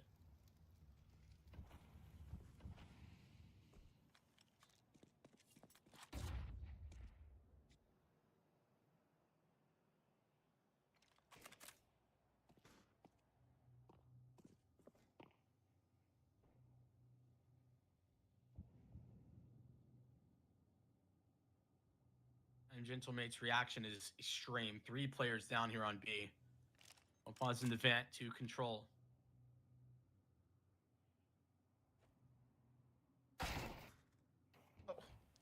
Demka taken out by that. Galil still right around. Molotov that'll spike in the floor. Sassal double on his 5-7. Distracting. There's so much trouble down here running through the fire. Gonna get flamed up by Sassal. Anyhow, scouted in the back. Doja just taking one for the road. It'd be a crazy, ridiculous start to the second half where a 7th will be spurted, but not sure silenced here. It might be Jojo that survives this 40 seconds. He's got a pretty clear exit strategy if he wants to. Gentlemates won't really go hunting for him, I doubt. Being as the only one upstairs. Yeah, likely to survive. We'll pause. I think it looks a little bit chaotic from his POV there, but once he gets the kill with his 5-7 in the vent, his goal in the round becomes very clear. Just buy time. Now for the rest of the team's activators. And it's Southsalt double, no survival. Demka. Eternal Fire. Well, they won the force by the first time. Taking advantage of some Gentlemates' errors. Those have not been a regularity. I don't know if they're going to get another opportunity. This one's got 3 AKs. 4 smokes here, but flashes are nearly null. Okay. Straight up take the fight. Alex proceeds to give them that duel. Lose out his life. Regon drops. Sassal trying to take that contact. Cannot actually complete that. Demka gets that frag for Eternal Fire. Regali trying to run this up and will end up finishing the tag onto Martinez. So many low HP bars here for Regon, for Demka. 4 on 2. Gentlemates. And a really aggressive style here on the CT side. Not a lot of backup for Alex. Fire just waiting for Gentlemates to push further. Holding.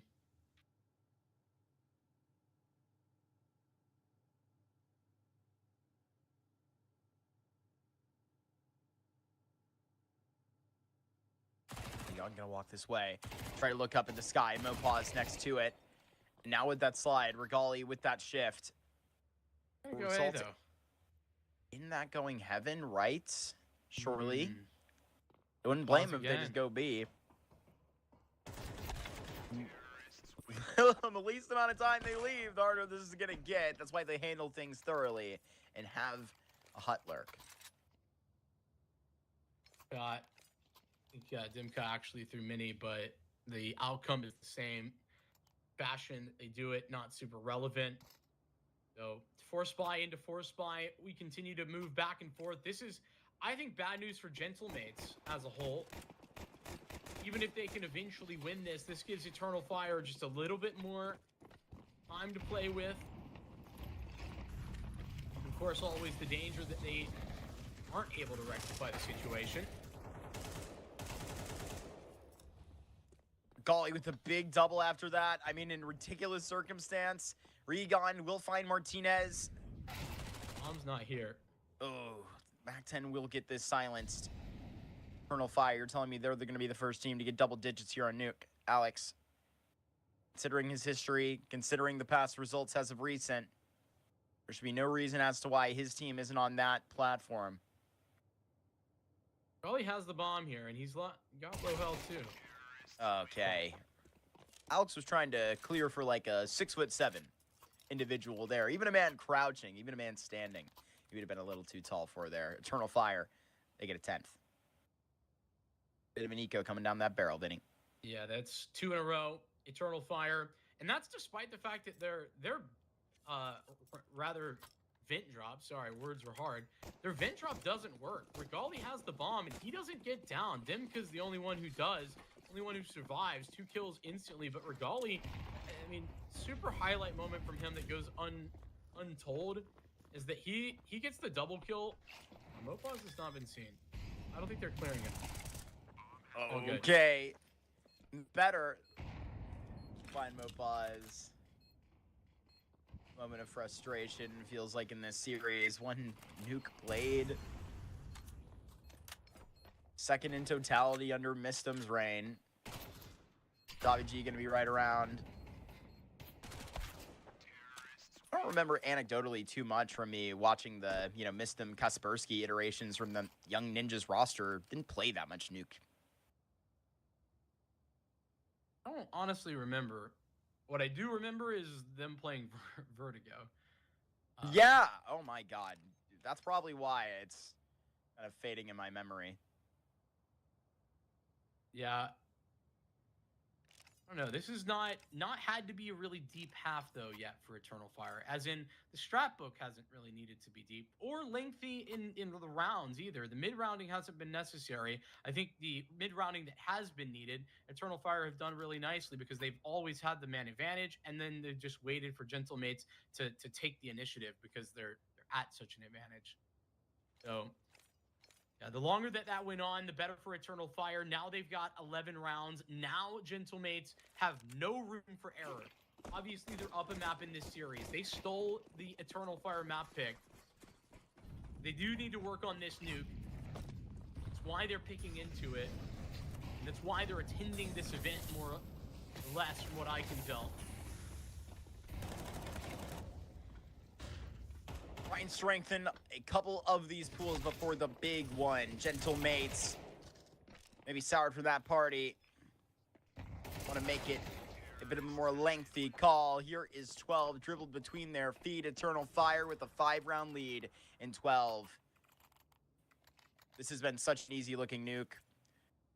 I mean, honestly, I can't really see as to how Gentlemates were putting up as good a results as they were doing at Astana. This is night and day. You can tell from the tone.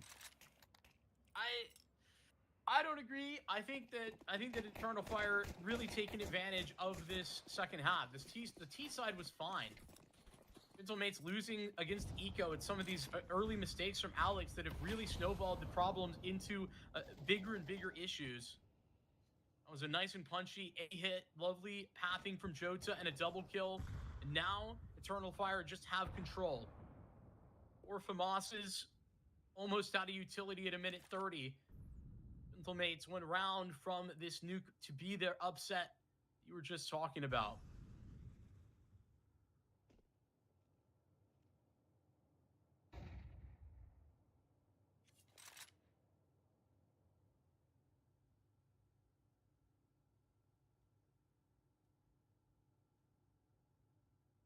Martinez. Pretty crouched. Alex just made a little bit of contact. Regon exchanged a couple glances. Gentlemates, if it was up to them, they would drag this thing to Anubis. And talking about the Anubis, man, I don't know, dude. Felt like you could ask me 9 months ago, and I would have hated walking onto an Anubis for a third map. I don't know what type of Anubis we've been watching ever since, the return to our CCT season, but it's led to insane deciders, Vincent. But when Gentlemates are ready and waiting, when they're ready to tap, there is their take of a triple kill out of Sacel's FAMAS. Maybe we aren't done. Recon 1v4. Not enough time to even reach back into this round, let's be real. No, Sacel, he's been the most reliable Gentlemate on nuke. He's there. He stays true. Pause. Mops up. Recon. Plenty of money here for the Eternal Fire T side, but it was do or die for Gentlemates, and they do, instead of fall over, capitulate. Big grab, actually, for the rest of Gentlemates to recover 4 AKs as well.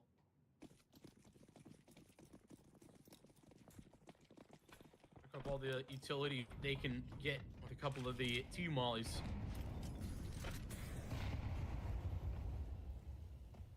Need to be overtime once more.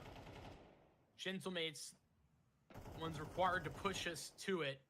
rather than Eternal Fire, like was the case on Overpass. At a 3-yard smokes, Eternal Fire. Alex, the one I think needs to step up the most. He's in some critical positions, and he's not been delivering.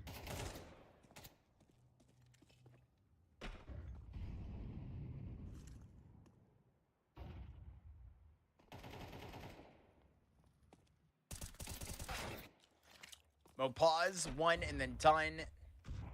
You got on to Martinez. Mo pause. Oh. Keeping it cutting.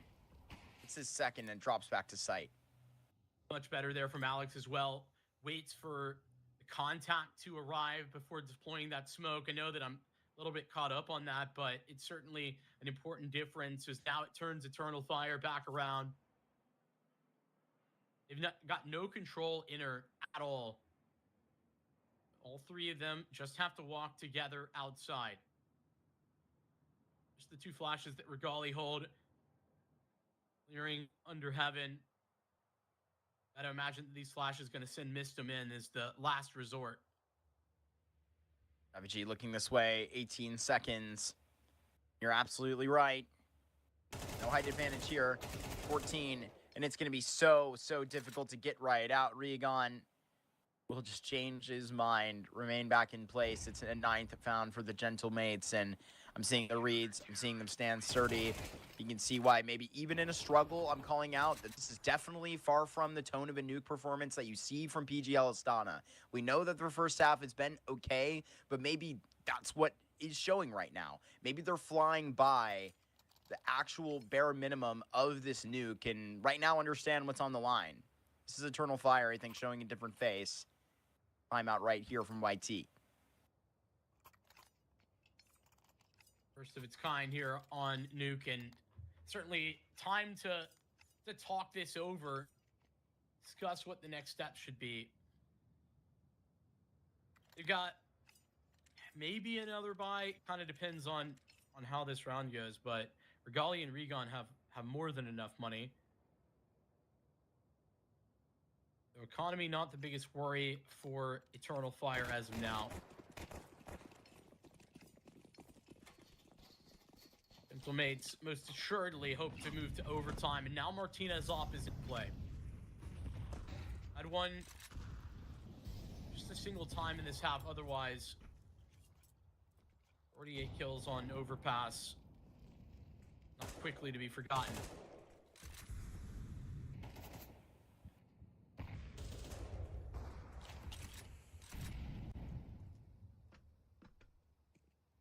Feels like that energy kind of left the room, though. Been a long time, been a long day, been a long 2 maps to this series, and Davideus, excuse me, Davideus, where the hell am I? Missed him, gonna get that shot onto Davi G. There at second vent, I'm thinking about Fluxo. Sawsal right up next to it, all alone on his manor, back up from heaven, but man-to-man here is essentially equal. The HP is so low on top of Regan. Sawsal gonna go and try and separate back towards the lobby. Thought they were going B. He needed to reposition for sure, and this is one way to do that. Missed him going searching, could give him an opening. Missed him tucks in, or Salsol can get vision. Now missed him in the prime position. We'll be able to see him here, but he's standing out just so far in the open. Regan, 18 HP, a bullet away from death. And right now, just playing this to perfection. Back scene, headshot, 13-9. Eternal Fire with one wild card of a nuke played within their results. And there is another atop the heads of Gentlemates, no less. We're headed to Anubis. Yeah, very impressive performance there from Eternal Fire. I think that their T side, they did a good job on that T side. They really took advantage of some momentum that was there. They made it clear on those force buys, some mistakes that were taking advantage. Alex in particular struggling. He's in such a primary position in this nuke as the yard player that he's really got to make better decisions. And I think that That's the key moment that really turned this to Eternal Fire. They eventually recovered, but it was too late. Eternal Fire in the back and forth had already gained so much, had already built up such a lead that it just wasn't good enough. It wasn't enough space for Gentlemates to recover. I think that ultimately Eternal Fire, they can be very happy about this nuke, but if you run it back again and again, I don't think it would go down the same way. Yeah, it's maybe chance to chance. It's maybe here chasing and back online where Gentlemates off of their best of three loss yesterday to Gen 1. That's, where they're rolling off of a nuke in Stake and in the Algo series that Anubis went a lot better. Obviously, we know that's what they pitched at Algo to begin with, right? I remember that came with your thesis of entirely saying, they're looking at this tournament for a little bit more than just, winning a CCT championship. They're trying to make sure that they're practicing and making sure that their map pool is going to be very consistent. Concerns on that nuke, but this Anubis Vincent is where they're going to have to put a pin in it. That third map, that Anubis is going to be right here. And man, if you're walking in for the next series of the day, I bet you're sorely disappointed. I'm even mentioning Gen 1 in this conversation. Obviously, Gen 1, 2007, just players, whatever you want to call them, going to be maybe an hour delayed from this, but our third map will be here moments away.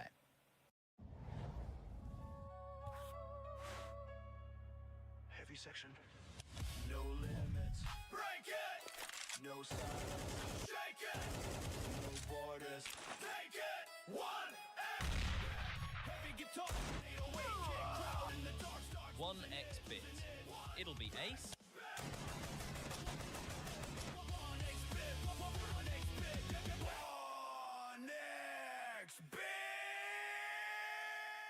Every time I push mid on Dust 2, this happens. Yep, AVP guy again. So if I want to take mid, this angle has to go. I don't know the lineup, so I'm just pulling it up on Metastack real quick. Dust 2, dark smoke, got it. Stand here, aim here, jump through. Pretty simple. Alright, let's put it into action. Let me buy smoke. So go here, aim here, jump through. Alright, let's push up. Nice.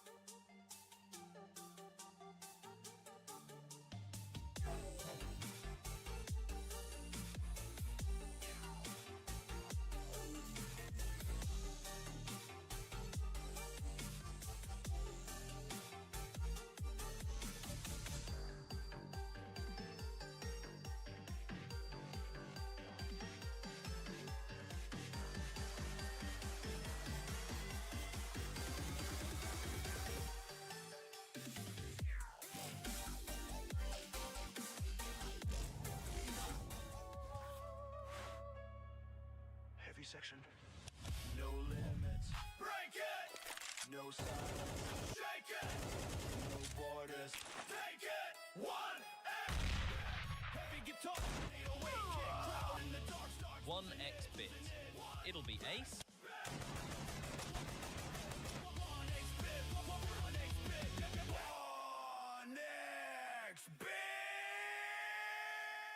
How to get a free kill in window on Mirage. First, position yourself behind the bench. Aim here and right-click jump throw. Make the jump and dodge the flash. Easy kill. If you want to see more Mirage Pro plays like this, or you just want some free elo, go check out metastack.gg. There are thousands of strats and nades that you can filter so you find exactly what you need fast and easy. And all of them are taken from real pro matches, so you know they actually work and can win you rounds. metastack.gg. For a second there, I swear I sat down and I was fully convinced that I was about to open it up to 2007, this Just Players series, Vincent. We're in fact still here. We're in fact still here. Before Gen 1 and before all the fun of our fourth and final series of the day, we still got an Anubis to deal with. Yeah, Eternal Fire able to bounce back and make that nuke look good. Here's the takeaway though. I think that Eternal Fire really did a wonderful job of taking advantage of some mistakes at the beginning of the CT side that Gentlemates had. Those mistakes led Eternal Fire to getting a much better start to that T side, and then they completed it. Props to them. That's massive. I really don't think Gentlemates played very badly though. I think that Gentlemates played a good T side. Their CT side, it just got caught up in the force buy really, or the force buy war at the beginning of that second half. But all of that leading us into some potential worries for Gentlemates. Anubis on paper, pretty decent for them, but they just lost to Gen 1. You were highlighting that in the BC Game Masters tournament. So that's definitely a little bit questionable. They also, I wouldn't call it struggled, but certainly were pushed a little bit against Algo. They had a perfect second half, so it really helped them. But prior to that, we were looking at Algo playing really well and able to push them a little bit deeper. So this is definitely not an Anubis to take lightly, as Eternal Fire have had some good reps on it themselves. They beat Fnatic 13-3. They dominated them here. So I think that this is way more of a competitive series than Gentlemates were hoping for.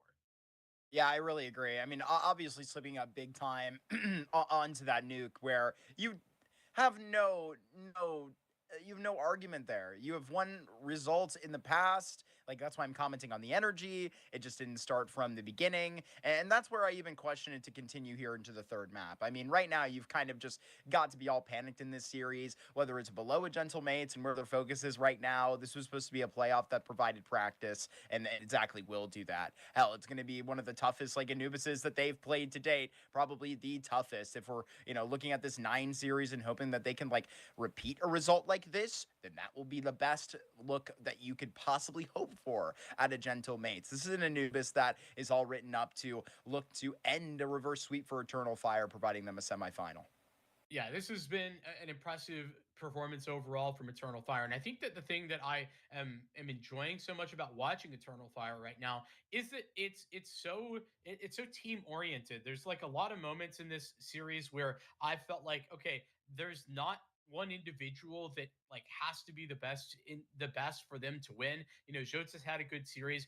Regon has actually had a fantastic series from a like statistical point of view. His like X Factor performances have been really good. And Dimka on map number 1. And you notice I'm saying a lot of names, like I'm touching on a lot of individuals, and that's kind of the point. That's kind of the big factor that we've been discussing. Regon as well. The clutches on that nuke were incredible. So if he continues to be playing at that level, that can be the ticket for Eternal Fire to win out the series. Big upset. I mean, we've talked about it, but Gentlemates, they are the highest ranked team in this event, and it's not even particularly close. Yeah, and where obviously it's pretty common that you're going to see like a lot of these 3 mappers floated, but I think it's a pretty colossal failure that you kind of like come out of that nuke with, I think, a pretty like